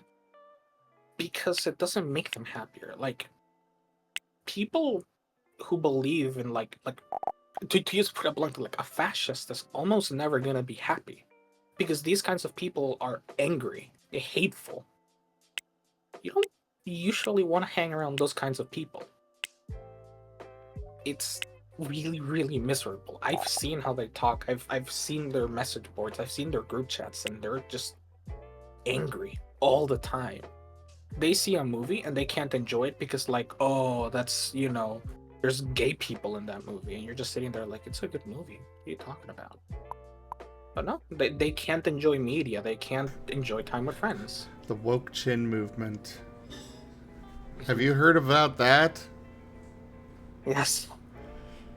For those that haven't, there's literally people going around measuring the chins of video game characters and being like, you masculinized them because their chin is not right. It's not feminine enough. Like, really, people? Really? That? The chin. Or when people Anything go to like, justify their point. yeah. Or when people go like, oh look, this woman has like facial hair, trans. Oh yeah, that one always, I could understand not knowing about that. But as soon as you find out, because like I didn't understand that until I was like 14-ish, I think, is when I finally realized, oh, why does my mom have a shaving kit? And I asked her, and she's like, oh, because we do get... Huh? But you're 14 at that point. Yeah. Like, I wasn't an adult at that point, but it was like, oh, I did not know this. I'll admit, I think it is so funny when people who are like 30 go like, oh look, this woman has facial hair. That's a man. Like, oh, Yeah. way to tell me you've never been with a woman. No joke. You wonder why the women in your life don't hang out around you. It's, yeah. Unironically, actually, the whole tendency of calling like, oh, this movie's woke because X, Y, and Z. I coincidentally watched the video the other day. I've always thought it was, yeah, that's just like a word that people like to say when they don't like a movie. You know how this video explained it? You can call any piece of media woke. Would you call Friends woke? Because the first episode is this dude getting left by, getting basically left by his wife, who is now who realizes a lesbian. And everyone's like, oh, you never realized she was a lesbian? No. And she ends up getting married with another girl. My god, it's woke. There's lesbians. Lesbians, women. Friends is woke, clearly. Or in Seinfeld, where one character once says, there's nothing wrong with being gay. Seinfeld is gay. For Star Trek, even way back in the day, Star Trek was never this woke. You've never watched the original episodes, did you? I know, right? Like, Or Doctor literally, Who. the whole thing was boldly going.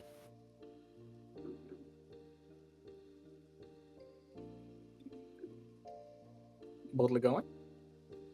Well, boldly going, and then it was whatever the episode would be. Like, I mean, oh wow, we have these strange aliens. One's half black white, and the other one's half white black, and they both claim the other is the evil killer of their race. And then they find out that the last two of their race, and they continue trying to destroy each other. And Star Trek just goes, well, some people can't be corrected. Yeah. I am back again. Welcome back. Welcome back, Squeaks. Thank you. Internet burps happen. And actually, with the whole the community to keep on top of it, it's not just that they're miserable. It actually one day made me realize why those kinds of people hate the furry community so much. It's not just that the furry community is full of queer people. It's not just that it's full of art, and these kinds of people are almost fundamentally incapable of making creative, good art. It's the fact that, you have a group of people who are just hanging out, and they're happy, and they engage in it out of passion, and they just make what they want. And that's it. It's just a happy community. It's got issues, don't get me wrong, but, I will definitely agree with you there. The vast majority of people that hate furries that I have seen, the only reason they do is because we're happy.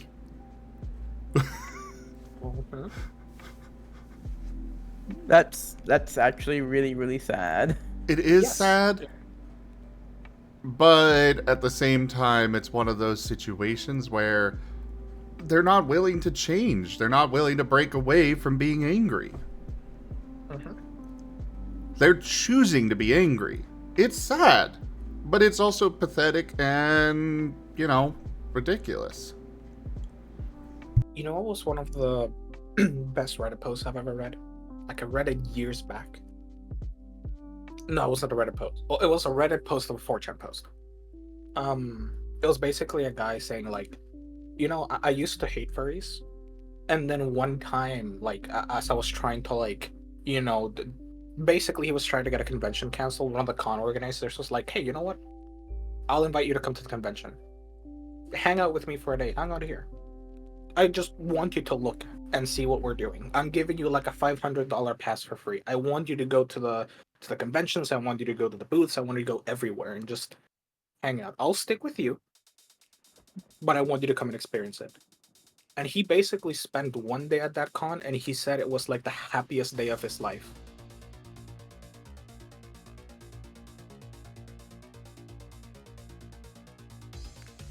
Yeah. And I believe that was the case because he basically got access to everything because the organizer was going with him, or well, he was going with the organizer. And yeah, I don't know if I can verify that story. I don't know if it's fully true, but it's always kind of stuck with me because I've kind of seen that multiple times over. People who really are hateful of a community or a group, and a lot of times it's either internalized repression. It's either sometimes genuinely just being jealous of things, or there's so many reasons why people are this kind of shit, but a lot of times people turn around and they're or actually, I've seen it a couple of times over. People who really hate trans people. And then it turns out, after many, many years of introspection and reflection and thinking about it, it turns out they're trans. And they look back and they're like, holy shit, I was so cringe. And yeah, they changed their views a lot. Not always. It's not always the case. And not every, like, shithead person is a secret furry or trans person or whatnot. Sometimes people are just terrible people. But I think that's kind of the point of it. Like, a lot of times, genuinely, people are just miserable for, a wide assortment of reasons. I have a passion for exploring that to some extent. I really, really like getting into it, because I really like thinking about why people do what they do. It doesn't make sense. Like, otherwise, why do you hate gay people? What's bad with them? Gay people are hot, okay? Like, look at Zim. Zim is cute.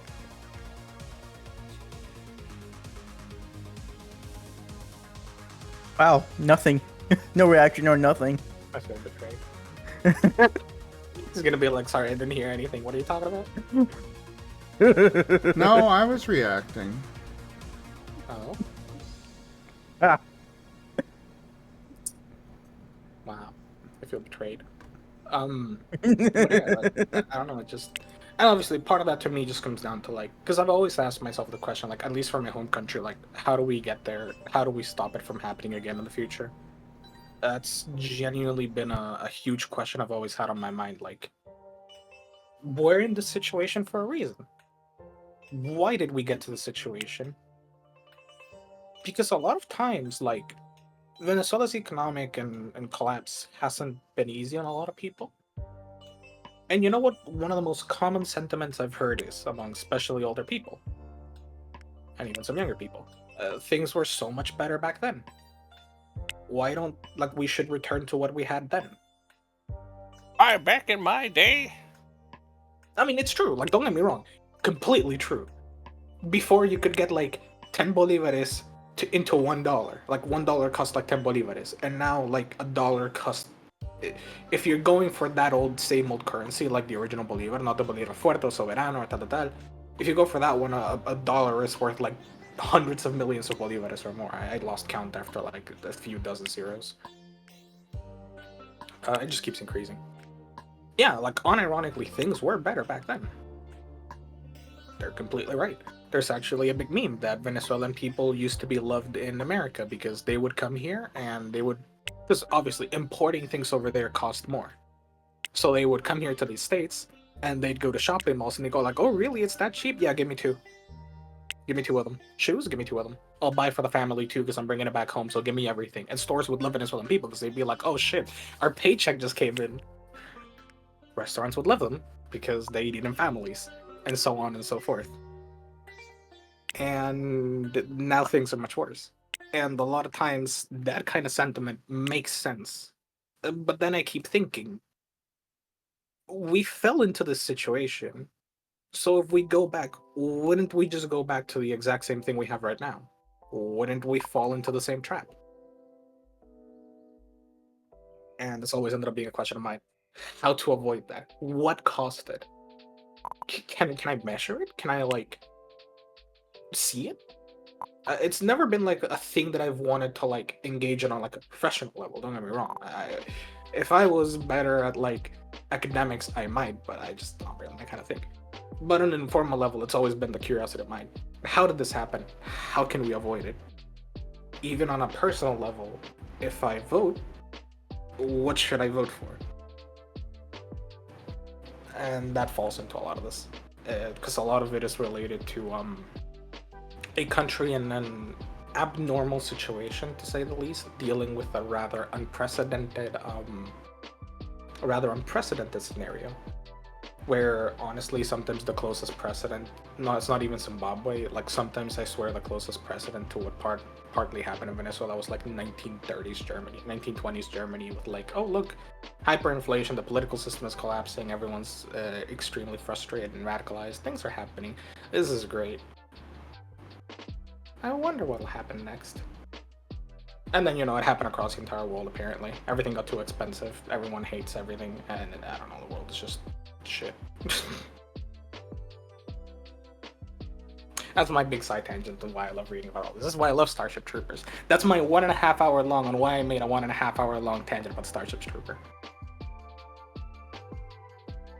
I forgot that that's where we started this whole thing. I kept trying to remember to go back to it, but then I kept forgetting to go back to it.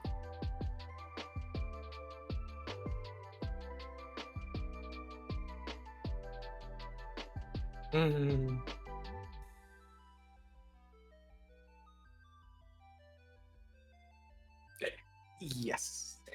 It was all related to the Starship Trooper thing. Like I said, Starship Trooper is a satire of fascism. That's what it is at the core. That's the core artistic idea of Starship Troopers. And it seeks to explore and explain a lot of these ideas, which is why they have overlap. If you ever wonder what the ideal society of a fascist is like, it's Starship Troopers. But there's a reason I use the word ideal. Framed as an action movie, it looks actiony and cool and explosions. And that's the point. If you were to frame it as a gritty war movie, I do not want to live in a world where I am basically pushed from a young age and indoctrinated into this society where I am going to be sent to die in an eternal war against the bugs, where like 300,000 people die in the very first engagement. Yeah. That's kind of terrifying. Actually, I noted it in the first tangent, but I'll keep noting it again. Thank you for coming on TED Talk. Mario, like this? It hasn't ended. I can keep going. I will comment. I actually really love. I remember when we were watching the movie, somebody complained like, why aren't they aiming their guns? Why aren't they shooting? And why aren't they firing them from longer away? And the thing is, like, I realized during the movie why that wasn't happening. Because if you realize in the movie, they get better at fighting the bugs. They get smarter about it. They begin to do exactly that. It's just that at the first battles, they are incompetent. That's the whole point. It's the cult of action in a fascistic sense. They fetishize action. They want to go charge in and deal with the problems head on without thinking about it, without being smart about it. Because if you think, don't think, just do. Do what we tell you to do. That's kind of the point of it. So they're doing without thinking. You don't need to think, you just need to charge in and shoot the bugs and you're gonna win because the bugs are clearly inferior, right? Right? Nothing will go wrong, right? I genuinely thought it was a clever artistic choice and a little subversion of expectation. And I kept that in mind while watching the movie because they did get better. They went from charging at point blank range with machine guns, without aiming at the bugs, to like, oh, we need to take out a nest, let's just fire a nuke and bomb it from the skies. Because why would we charge in head first? We have bombers and nukes. Well, not nukes, but like huge bombs. Yeah. Yep. Starship Troopers. I've got a copy of the book. I haven't read the book, Orca. I've kind of been interested in it, but as far as I understand, Thank you for it coming also to my TED Talk. doesn't engage in the same level of. Thank you for coming to my TED Talk. Why are you like this? Thank you for coming to my TED Talk. Is that what you're just gonna play when you want me to end it? Thank you for coming to my TED Talk. No. I am going to make it into a card. I just have to remember when I'm not streaming to actually do so. Why are you like this? So, in case it's a little quiet on the stream side, guys, I had GibGab record themselves saying, and thank you for coming to my TED Talk, just to make a meme card out of it. I promise, I don't usually rant this much. Okay, I do, that's just at the point. Gib Gab. The couple times that you've been on voice call that I've been here, you go on. You do. Look, if you need to talk, let me know and I'll give you time. I just like talking, okay? The duck is repressed and needs to talk.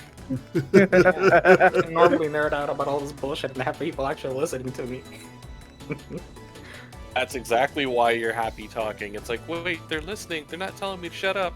I like this place. I really should start streaming on my own. I need to monetize my ability to talk forever. You do. You really do. No, I'm good without more competition. Thank you. I could Besides, stream as a rug. let's face it. I am certain that GibGab would probably wind up getting banned pretty quickly.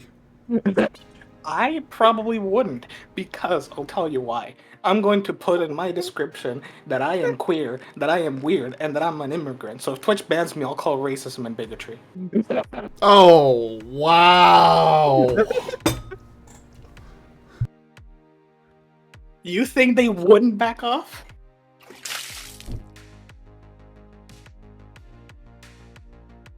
It depends on what you said. It really depends on what you said. Exactly. So, if I'm talking about delicate historical things, I tend to try to be more measured with my language, which is why Zim hasn't been banned. Which is, it's why I wouldn't stream myself reading the Declaration of Separation from the Confederate States, because that would get me banned. Or if I do, I need to substitute words. But also, everything can be put in context as me going, yeah, Twitch, you're mistaken. I hate these people. Let me back up the platform. Come on. You're not going to be bigoted and racist, are you? You really think I would say these kind of things and mean them? No, I was just reading about people who say these kinds of things and mean them. Yeah, I'm gonna be a streamer rug. And then Twitch is going to ignore me anyway. They're going to ignore all my emails. Yeah, I'm not so sure that it would go over well anyway. Yeah. I'm pretty sure if, explaining it within the context would probably do it. Because, again, like here, I'm not trying to espouse any of these views. I like exploring them. I don't agree with any of them. It's why I can understand why Amazon is very successful, even if I really, really, really despise Amazon. I think it's fascinating the way they logistically organize themselves, and it's actually really, really smart. Still hate Amazon. Hey, look, it's the wall dividers from the other game. Which other game? Oh, God. Why did you have to go ruin a perfectly good time with that?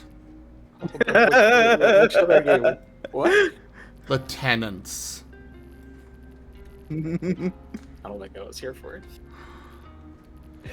There's another game I was doing called The Tenants, where I'm a landlord. And my freaking renters kept wanting me to put wall dividers into their rooms. They're little itty bitty 2x2 bedrooms.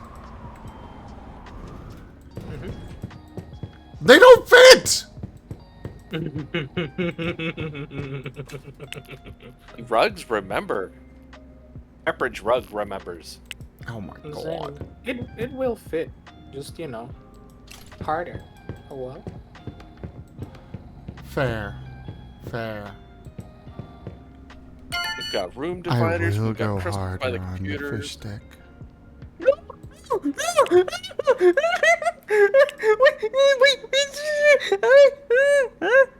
I was not part of this conversation. You were not. Ask him. If you want protecting Ren, you have to bring another bottom into channel so that splash damage can take them out too. Yep. Yes. I mean, you're the only bottom, so you're like a sponge. You're absorbing 100% of the damage. Yes, fish stick. Which fellow bottom are you going to throw under the bus so you can be nice and comfy? Rex. We are gonna have a bottom off. I didn't think You're the only one I cook. And You know how, saved like- by the internet. You know how people like panic together and like one person gets more panicked and the other gets more panicked? Well, that's what's gonna happen. Like Rex is gonna get more like and Ren is gonna be more like squeaky giggles, and then Rex is gonna devolve more and Ren more, and you're just gonna have set like good boy once, and they're both gonna be like giggling. Yeah. Yeah, exactly, a feedback loop of bottom. I guess you could call it a race to the bottom. Eh? You squeaked too hard, Ren. The internet just couldn't take the feedback. There's someone at like Ren's ISP working who just sees Ren like beginning to die and just pulls the plug on the internet to save Ren. So his ISP has a furry god bottom then. 90% of the furry and 90% of the IT industry's furries, and 90% of furries are bottoms.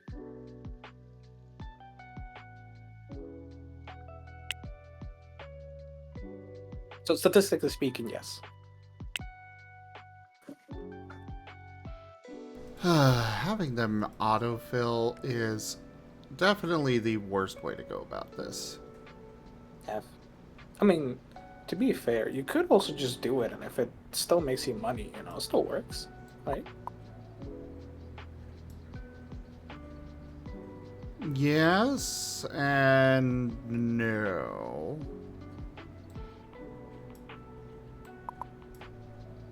Fair enough. Fairy god bottom. Fairy god bottom. Bah. And also, yes, Wolfscribe, Ren is a very good boy.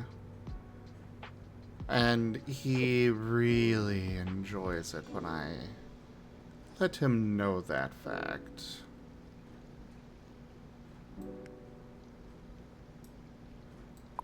Oh, Zane. Yes? If Ren is something else, does that mean Ren can get on your head and like pull on your hair and like pilot you? No, I'm not human. Renatui! You're still furry. You're still like two-legged. Sometimes. Touche. Or at a tui, but it's like you just pilot the front legs.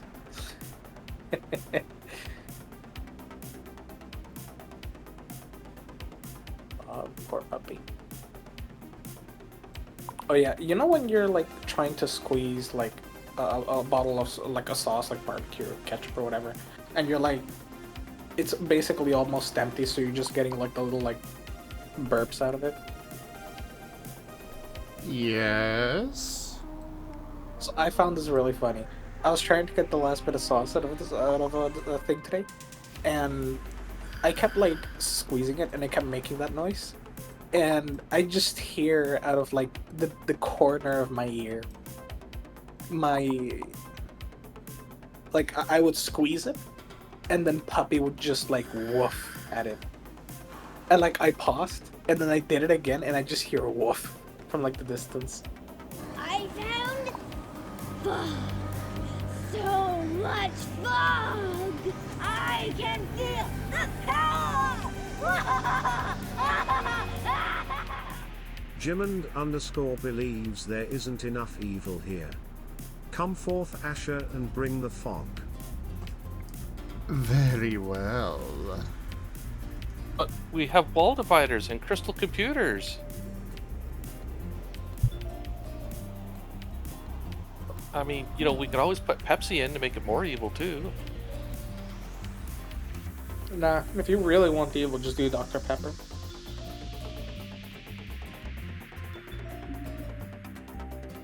Warm tab. Oh my god, wait. Asher should run a soda company and switch the drinks and the packaging. Buy Coca-Cola, Dr. Pepper, Mahaha! and Pepsi. I am here. Oh yes, Fifthwick is here, Karma. by the internet. Asher. Let me hit you with an idea.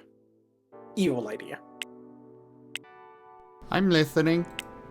Buy the 3 largest soda companies available. Put the drink of company A in the packaging of company B, the drink of company B in the packaging of company C, and so on. Mix the drinks. Watch chaos ensue. People will buy Coca-Cola and then open it and it's Pepsi.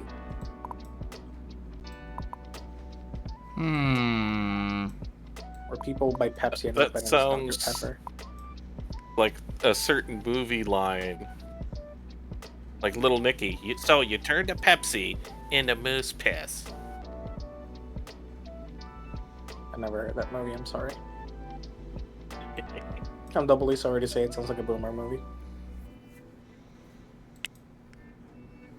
But everything sounds like a boomer movie to me. You young and you. Why, back in my day, bruh. Back in my day...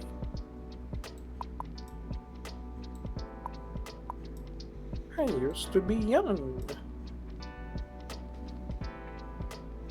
Back in my day, Dungeons and Dragons didn't need to have these newfangled shirts and opinions. Back in my day, Dungeons and Dragons was satanic, just like it should be. Just like me.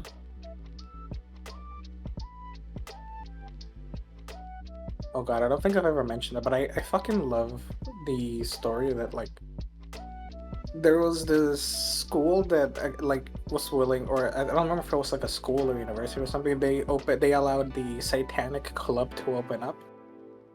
And, you know, you think of, like, the Satanic Club, and it's like, wow, that sounds scary. And parents showed up, people showed up to protest, people were, like, holding up signs, trying to pray the Satanic Club away in front of the building, screaming at people walking into it, just, protesting it vehemently. What was the Satanic Club? It was basically a club of people who really, really, really liked cookies and after-school activities and playing games and being chill. And they weren't actually satanic, but they kind of liked the vibes and they wanted to, like, mess with the Christians. Not just the Christians, the people who would protest the Satanic Club without reading anything about it. Because it says Satan in the name, you see, so it's evil. And... Be right back. Snack break. Mm-hmm. But I found it very amusing because the twofold reaction was just too perfect. I showed it to my mom. Sure, she's Christian, and she went like, "Oh, yeah, I mean the club sounds harmless. I don't care what they do. I'd leave my kid there after school. Sure, if they're tutoring him and giving cookies and stuff, I don't care." And I showed it to my grandfather, and he was like, "That's evil. I can't believe they permit that kind of thing in schools in the United States. Wow, this is like the devil's work." And I'm just like, "Grandpa, the worst thing they're doing is giving kids cookies. Please." Yeah. It's especially funny because, like, reading through some of the initial coverage was just kind of funny to read because it kind of pointed at, like, the hysterical parents more than anything. Afterwards I saw an interview where, like, the local preacher was super chill with it because he was like, "Yeah, no, I understand these people. Like, they don't actually, like, believe. They're not doing, like, animal sacrifices or whatnot. A lot of them don't even really believe in, like, Satan. They just adopt the optics of it. And I think that's fine. In fact, I think we and them can have, like, a nice relationship and whatnot. Obviously, don't get me wrong, the Satanic Club really didn't like churches for a reason. A lot of people who were in it suffered from religious abuse, which, kind of put a negative view of any church on them. But I can kind of respect, like, where that preacher was coming from. But then you look at who was screeching about it, right? And almost always it was these moms who were complaining that they wouldn't leave their kids there anymore. And someone asked one of the moms, like, "Why do you leave your kid there in the first place?" "Oh, well, I don't have time. I have to go hang out with my friends. You know, I have to leave my kid at school. And aftercare is so expensive, and I'm just like, So they're literally even doing a community service. Like, they're doing cheap, like, school aftercare, right? What do you want? This is so based. Hell, I would go there for cookies. And they play D&D, of course. Oh, Like, yes. I don't know what more you want. It was so great reading about that. It was such a funny news article. The Satanic Panic really never left. Of course not. It's still there. I still think Wizards of the Coast should embrace it and make, like, a Hot Devil the next D&D movie antagonist.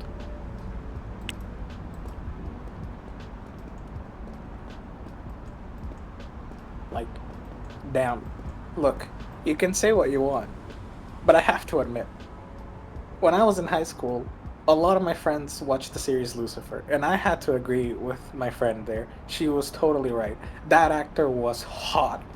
Oh, And I yes, respect he her too. was. I know, right? Like, Man, that damn. guy was hot. Ah. If this is what the devil's all about, I'm selling my soul. Hold up.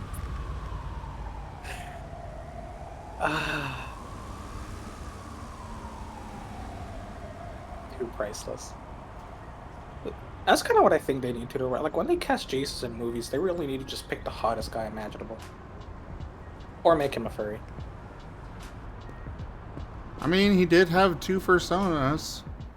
Yeah, right. But, like, you know how there's that, like, that like, furry, like, religious-esque series? I feel like they kind of need to, like, modernize, right? Like, do more modern furry thing and tell the story of Jesus, where, like, the Romans are like, Jesus, we will crucify you, and, like, Lamb Jesus just goes, oh, whoa?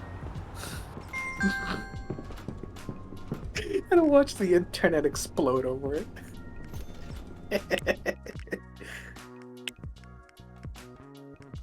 I'm so cursed, I'm so sorry.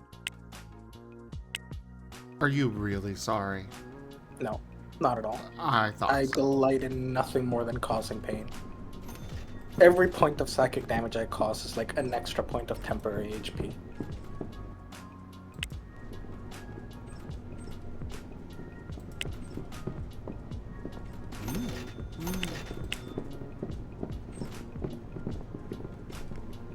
What restaurant are you running? Huh? What kind of restaurant are you running? Fast food. I mean, fair enough. I just kind of love it. It's like, oh, what's in your restaurant? Ah, kebabs, pizza, hamburgers, or whatever, fries. Okay, so like a little bit of everything. Yes. But it's Who like just normally went like into a this. yeah, but like normally like a fast food chain has like 1 or 2 like key items. Like, you know, like, oh, we sell like they do a bit of everything. Sure, they're like the fried chicken chain, or they sell hot dogs, or they sell burgers. You know, you're just like, we sell everything. Come here, get all your fix in one place. I can respect it. But I can only respect it if you open your restaurant or your fast food place next to McDonald's. Noted. Like, you never noticed that? How, like, like places will, like, clump up together the same kind of business? Like, if you see a McDonald's, you're probably also going to see either a Taco Bell nearby, a KFC nearby, a Burger King nearby. You'll see, like, competitors nearby, and also, like, companies owned by the same big company. Yes. Do you know why that is? I what? Do you know why that is?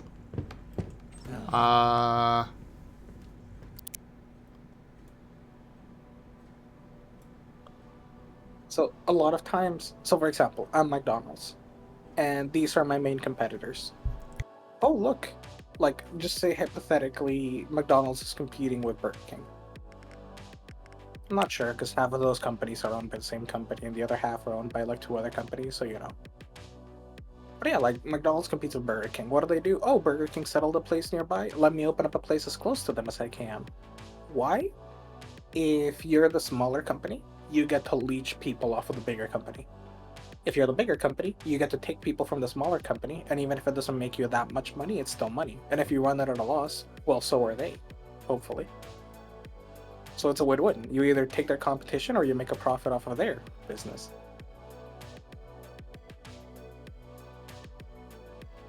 So they really like to do that. That's also why Starbucks is like a million Starbucks open, and you see like a Starbucks in every street corner.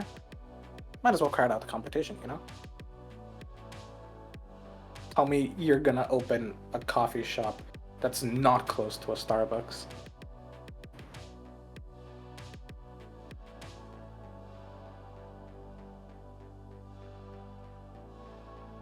I am sorry, but you have lost me on this particular whatever you're on about this time. Like, okay. If you're a big company, usually for food companies this happens a lot, you just open your franchise, ideally, close to your competitors. Okay.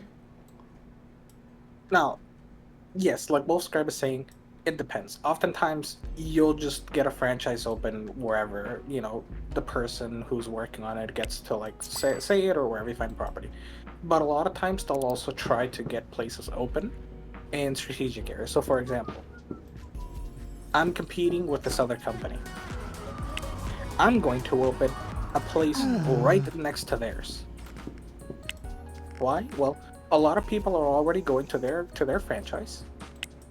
So if I open up next to them and I offer good service, I can take their customers. Okay, that makes sense. And if you're a smaller company doing that to a bigger company, you can also steal some other customers. So for example, I open up a new fast food restaurant, I might open one right next to a McDonald's to try to get people to come to mine instead of McDonald's. I'll offer up sales, I'll offer up deals, I'll try to get really good advertisement and food going, and that way I can start leeching away people from that McDonald's. It's a big place, a lot of people are going there, I can take advantage of that. And depending on how the company works, a lot of times they'll also run certain franchises at a loss, specifically just to deny their customers earnings, to their competitors, like, income. Because sure, you might be running this at a loss, but you're a much bigger company. You can kind of subsidize that loss, your competitor can't. They'll have to close the store eventually. And I'm back again. Welcome back. Thank you. Welcome back, my good boy. I believe Karma's got something to share with you. Welcome back. It's a fireball. Karma? What do you... Oh, check your DMs. Oh no.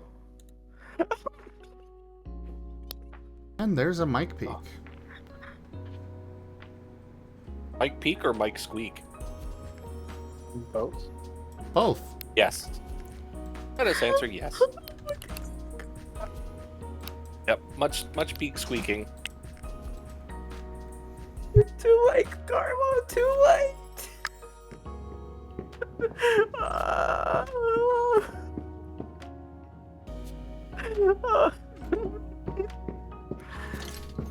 I sense happiness.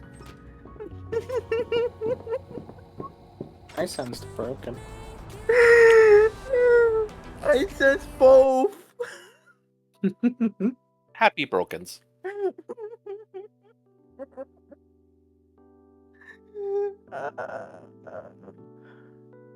I see it, Karma. I freaking love it, but oh my lord. He just came back and you already broke him. Oh, what can I say? I'm rough on my toys.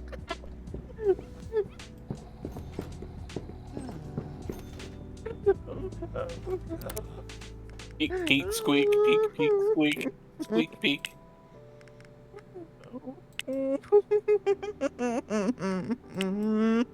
Now the question is if your toys like it rough. No comment. Oh no. Ooh, potato. I want you to answer that question. And then you say I'm gonna get you banned off Twitch. Do I have to, Master?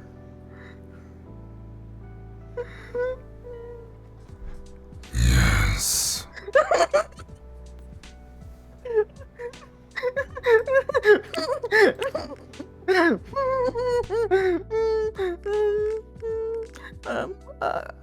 I kinda do. Just kinda. Maybe. It's a happy squeaky.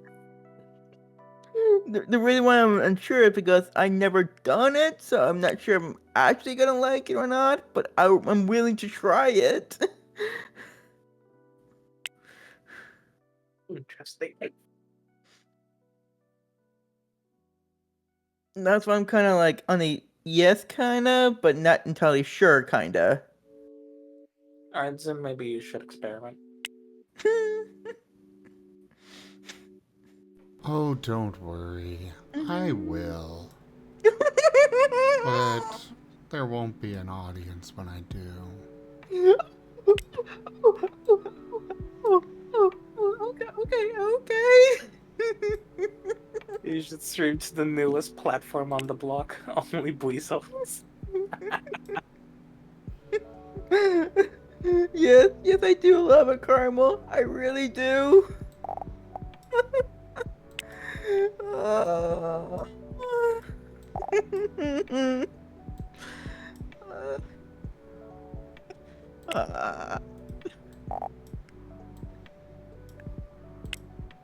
I'm dying of just embarrassment. To be fair, Ren, it takes less pressure to set you off than it does to set off a landmine. Yeah. He is just so easy. It's delicious.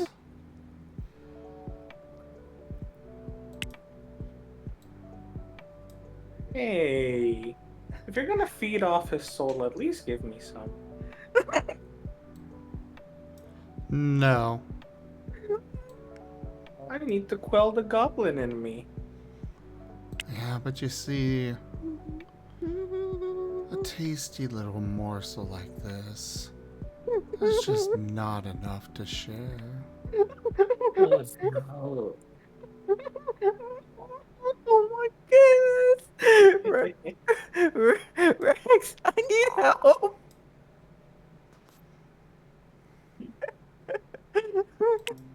Ren suffering from the undivided attention of two people wanting to tease him. Or Ren, you really need to divide that attention.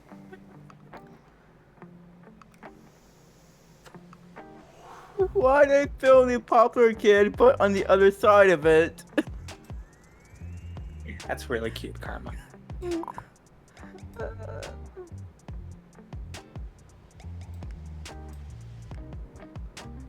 Oh my goodness, Karma.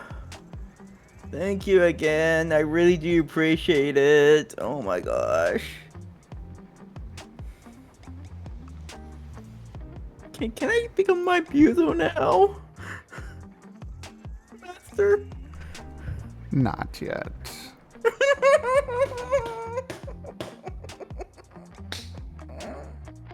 I'm sorry. Really quickly, one of my friends just roasted someone. They just said, I have ADHD. If you want me to treat you like an adult, you're gonna have to act like one for more than 5 seconds or I'll forget.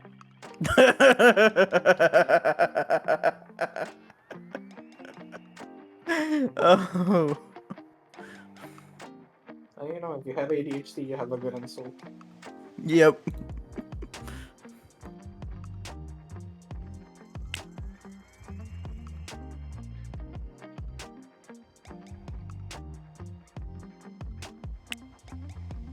Oh. Ooh. Rex. Hello there, Snack.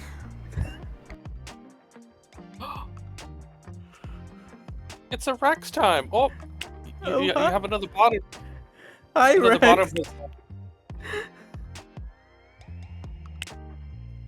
Rex, you're being called for reinforcements. The sector was under attack.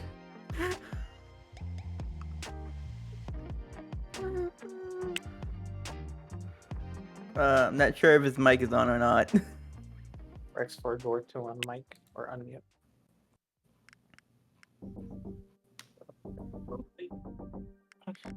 But at least it's another bottom target for the splash AoE to, spread over. Testing. Oh, I said rewind. I There we was go. instant replay.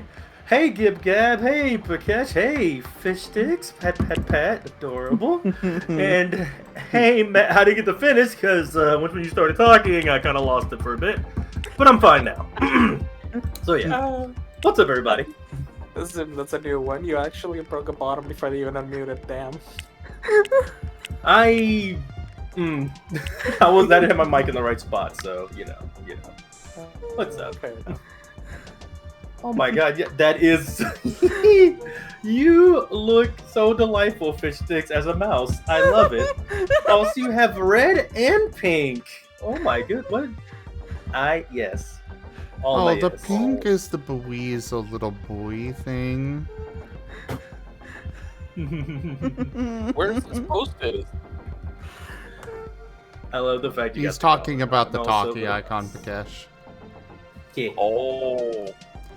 Rex. Snack. Check your Come Discord. I am actually kind of spooked to check my Discord right now. May I have a moment to address the chat for a moment before I completely get The brain chat rotted? is what's telling you to check your Discord. Oh, I see. I was gonna say hi, Ink Fox, and read what you said more thoroughly before I realized I was muted. But anywho, welcome. Hey, sup? Good to see you. Hope you're doing good. And Giman, hope you've been doing good too. And everybody else who's in the chat, who's chilling out. What's up, everybody? Hey, you good beats. All right, I'm gonna go look at the DM. So, yeah. Oh, it's done. Oh, sheesh. I don't know where you are in video in a pod.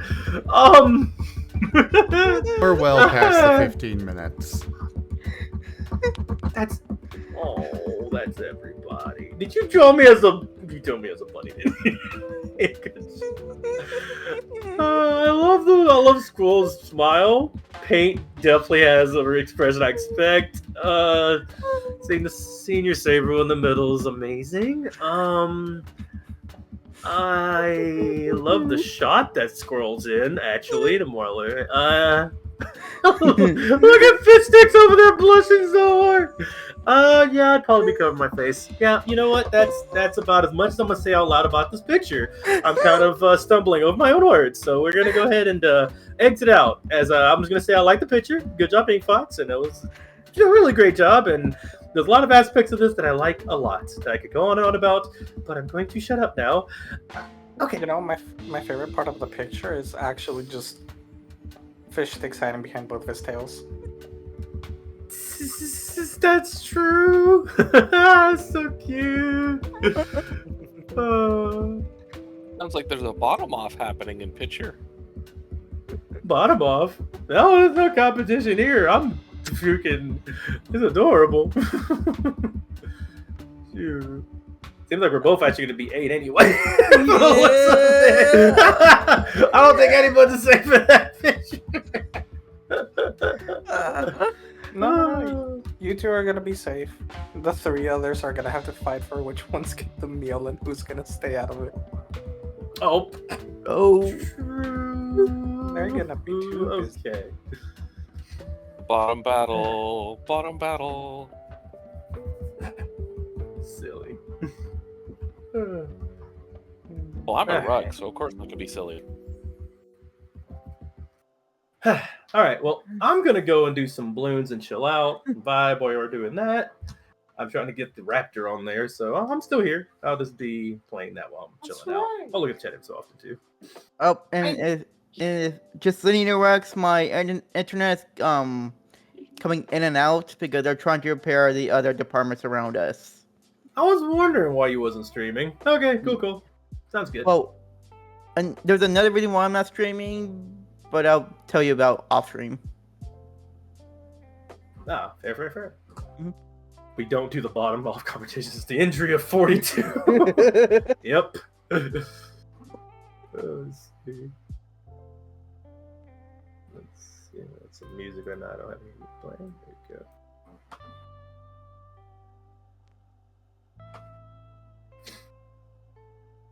And the Sorry squash guys, any I'm competitive- answering a question for someone. Oh no. Oh, good. No worries. What do you mean, oh no? I'm always worried when you say that now. Has he wrecked you a few times with that being the intro? No. I'm checking on a DM real quick. 1 second. Then all of a sudden, art pops up out of nowhere. Being near. Happy squeaky sounds.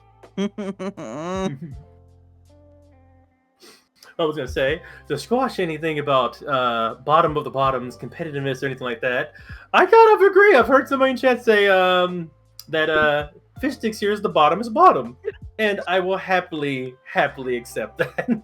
I've been told one time in the past I was bottomy bottom, and I'm like, I keep telling them, I keep telling y'all, I'm a switch, but no one believes me. Man, I'll be flopping down here, trying to let y'all know. But yes, I do. I happily accept them being the bottomest bottom of right now. I cannot squeak that high. You hear those squeaks? You see how adorable they are? I cannot squeak that high. I have to tap. That's a step. He peeked the mic. He's gonna get caught so fast. I'm gonna hide under something, be safe. He's gonna get caught and downed by the first wolf. I'm safe. Haha. I can't help it. My voice is Bad, too bad, high. You know, It is Snack, adorable. There's Friends, we plenty saw- of space in my belly for both of you. I know that, sir. I'm just saying that I'm not getting anywhere near his level of squeaky. Friends It's a squeak full- so high he might as well become a dog whistle. Yeah. Merge my head. Filled with his Also, own natural helium. I know, right? Also, Rex, It's to so be funny. fair, I actually genuinely thought you were a bottom this time. You said I was a switch, I'd forgotten.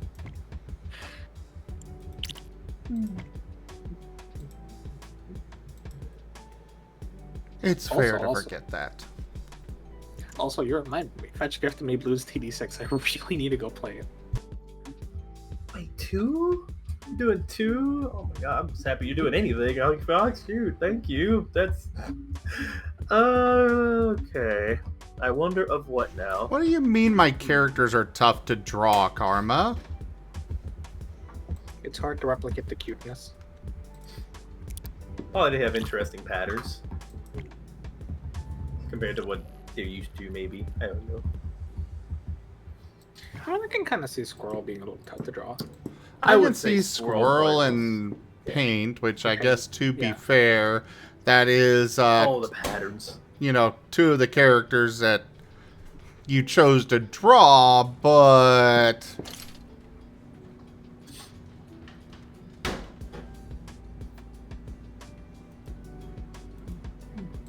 And I skipped the Bloons TD6 tutorial.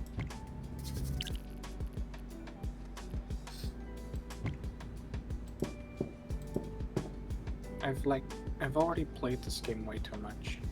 you can actually transfer, you can transfer the, from phone to PC. I will as soon as I can get out of this tutorial. Yeah, that was you yesterday doing the voices, right? Which Like that really. Yeah. Good job, by the way. I was like listening, like, who the heck is? Oh, that Gibeon? What the heck is going on? he did one of it. Shine did one. Shine did the exaggerated one, and I did death. Jeez. As I commented this in, my throat hurt a little bit in the morning for a couple hours. I can't imagine why. I was just enjoying the ad libbing, honestly. Your soul is stinky, or whatever you said. I was like, oh my god. It's something like that. I vaguely remember that. Yeah. I couldn't resist it. Okay, it was too good an opportunity. Okay, yeah, it was funny. Oh, that one jumped in there, but I was taking a break, emotional drain kind of deal. You're doing pretty good right now. Let's see. I am going to see about getting this dang monkey from TD Balloons because I can't believe they legit just added me to the game. I'm excited to get it. Let's see. Good requests. By the way, actually, is it just me? I kind of hate using monkey heroes. I don't know if this is just a me thing or they're like weird. No, Some of them I'm are sure it's weird. like- I do like using some of them, but others are just like, eh. I'm getting one specifically because he turns into Godzilla. Only reason. You know what? That's totally fair. Yeah, I don't know. I'm just too used to 5, so I don't like using them. I mean, yeah, I don't ever use them. I just used everything else. I like the concept of them, that they just kind of level up over time. You just throw them out there, and they could like go to end game without you having to worry about them. So that's Kind fine. of. Yeah. I can see that. But I guess that's kind of why I don't like them. Like, I love fussing over like which update to take or which upgrade path how to like best use specific tower. Make your own hero. Yeah. I am Some the of them- kind of. Okay. And I'm the kind of nerd who will place a monkey sub in the little pool in the corner of the map because there's a little bit of water and do the thing where like you can shoot across the entire map as long as any other tower has range on it. Oh, I haven't used the subs that much. I mainly Oh like yeah, the pirates. submarines are really good. They are? Oh, maybe I Yeah. should level some up right now, actually. I've been thinking the pirates were better because they could, like, grapple hook balloons. It depends on what you want it for. It all depends on the situation. Alright. I guess I'll have to strategize and play a little more. The submarines can have like basically long-range missiles that are very good against MOABs. So you can like if you can put a bunch of them, they just like destroy MOABs, and they basically have infinite range if you get a certain upgrade path. Huh. Oh yeah, you place down a few of them and they'll hit MOABs across the entire path. And if like for example, you know that map that's like the little village or the windmill, and there's like water around the edges, where the ship, like where the pirate normally wouldn't reach, you can easily place a submarine there and it will reach pretty well. Whereas like sometimes I like using the aircraft carrier too to provide that kind of range. It kind of depends on you go for it. Okay. Oh, perfect. Kind of wish I was showing this to y'all, but this is kind of cool. Like, I'm gonna do the Beast Handler 3 quests. They have a page about it and everything. Way of Earth, Way of Water, Way of Air. I guess you must have did this way in the past and got it already mastered, so you already had it. But yeah, It's more likely that I'm just past the level where you unlock it or something, and so they just gave it for free. They did say level 40, so you definitely passed that. Alright, well, let's go. Oh, you thought Big Ambitions was a macro game? No. Macro game. Yeah, that'd be fun. Be like Rampage. Also, Rex, Yes, sir, what's up? I want you to switch to snack. Okay, I'll do that for you. I'll switch over. By the way, this is also a one from Whiskers. Y'all should go commission Whiskers through them. They're an amazing good ghost. And not floppy. What's it? Meme Rex. Flat F Rex. Alright, let me change. Beep beep. Alright, come here. Bye. Just chilling. Alright. Cool. Yes, there's Great. my nice little Banui. Banui. Alright. Banui here. Hello. Howdy. Oh, I can show something else Whiskers wanted me to do if it's actually available. Let me see. No, not you. Oh, yeah, it is! Hey, check it. Whiskers wanted me to put it on here. There goes my tappies. They're there now. Yippee. You know what's really, really, really frustrating about your tappies, Rex? What's that? What's Like that? when you start tapping, I shake my foot to them. Because I'm so used to like hearing any kind of rhythm and like tapping my foot to it, so you just go tappy and I just like wiggle my foot or like tap my foot into them and I'm like, God damn it. Hey! We're stimming in unison, let's go! Aw. No stim pack. I don't have stim packs. I can't stim. No. Well, anywho. I don't actually know what stimming means. That's cool to know. Well, I lost my train of thought. I think I was gonna say something. Oh yeah, I bet you money one day it's gonna be a card on Zim streams. Freaking bunny tap or change me to bunny or whatever that's gonna do. Be like a tug card or something. Who knows? Oh, is your internet back up, Ren? We gotta get you back here. Man, miss you. Ah, I'm the only one here. Help! I came in to get you back. I'm not switch with you. Ah. No, when it comes to like the little like, yeah, we're the only two here that have like a food item. And do you know what I mean? I can't talk anymore. I'm gonna go play balloons. Tasty ears. Oh, not the ear. Not the. Just a little. We are. No, man. You put them on crackers before you eat them. Don't. I'm not gonna say a thing to stop, but I'm gonna say calm down just a little bit. I've got cheese crackers that you can put them on. Oh my goodness. I'm talking about crackers. If makes y'all feel better, my boyfie calls my leg bouncing thumpies because it's still damn beast. That's cute. Okay. You're so critical. Alright, I'm gonna listen better to now. I'm good. I'm doing good. I'm feeling alright. You know what? I didn't know what stimming was, and now I know. Yeah, I think it helps. Yeah. That's one of those words I never knew there was a word for it, and now that I know, everything makes a lot of sense. God There damn. used to be. Oh yeah. I used to have like a bad one. Either when I played games, I'd grip my teeth a little too hard, or I'd fleck my ear, like I'd like a dog flipping an ear, pretty much. I would like flick it to its raw. So I'm like to stop myself from doing like self-destructive stuff like that. I started doing little taps or focusing on something else, and yeah, I think that helps a lot actually. Yeah. You know what? That's Also, actually fair. It helps with overstimulation too. So it's like yeah.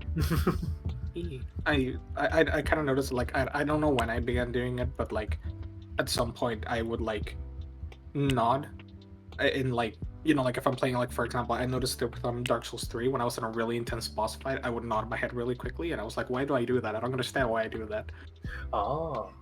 Yeah. And I don't like doing it, so I've tried to stop it. Oftentimes it's been in the form of foot tappings or wiggling my foot. There you go. I understand that. I would have to like. I literally had to watch a video of me like playing like a shooting game, like playing like Hard Evil, and I'd realize like every time I would shoot or reload, I'd be gritting my teeth like so hard. And I'm like, why am I making that face every? I don't even realize I'm doing that. I don't know. It's interesting. Yeah, like that yeah. That sounds pretty bad there, Neil. I mean, my sympathies. Yeah, I think you might actually need to do like those little like help those things that help you with that. That would be sleep apnea, most likely. You need to go to a doctor. Mm-hmm.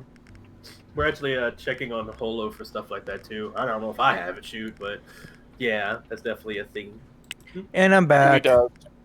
Hey, welcome back. Thank you. I'm not the only food item here. I'm safe by 50%. Yay! The odds are good of my favor.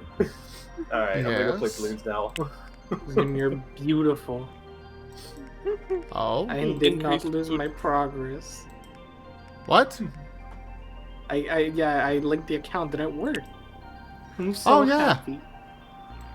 Ah, that'll be fun. Yeah, Rex got me to try it today. And I really did not want to start over from the beginning. Yeah. Oh, balloons. Yeah. I have fully unlocked the bomb shooter, and I still have 100,000 EXP. I didn't want to grind that again. I'm gonna have to go and honestly, could I go backwards? Could I put my Steam account on my phone so I can play anywhere? I think so. Nice. Oh, yay! I have my new idle game. Sweet. Well, I mean, sure, you have it as long as you actually know where your phone is. Oh my god. He's right. Alright. Is there a story behind that? I've lost my phone several times in my own house. I just cannot seem to To be honest, I'm gonna throw hold on her bus a little bit. Every time I put anything in her room, I tend to kind of lose. I think that 80% of the stuff I've lost, ends up being in her room to somewhere. I'm like, oh yeah, it's under that thing. Dang it. Karma, yes, you may, though. Please put it in adult art share. It's not actually inappropriate, but I would prefer it to be. It's close enough. There's cheek. There's so much cake. You have no idea. But yes, I agree. So yeah, I'm going to start saving money so I can buy the Valve Index. Good Oh, boy. you are. Oh my goodness, you are going to get utterly destroyed when you get on VR. Like 100%. 100%.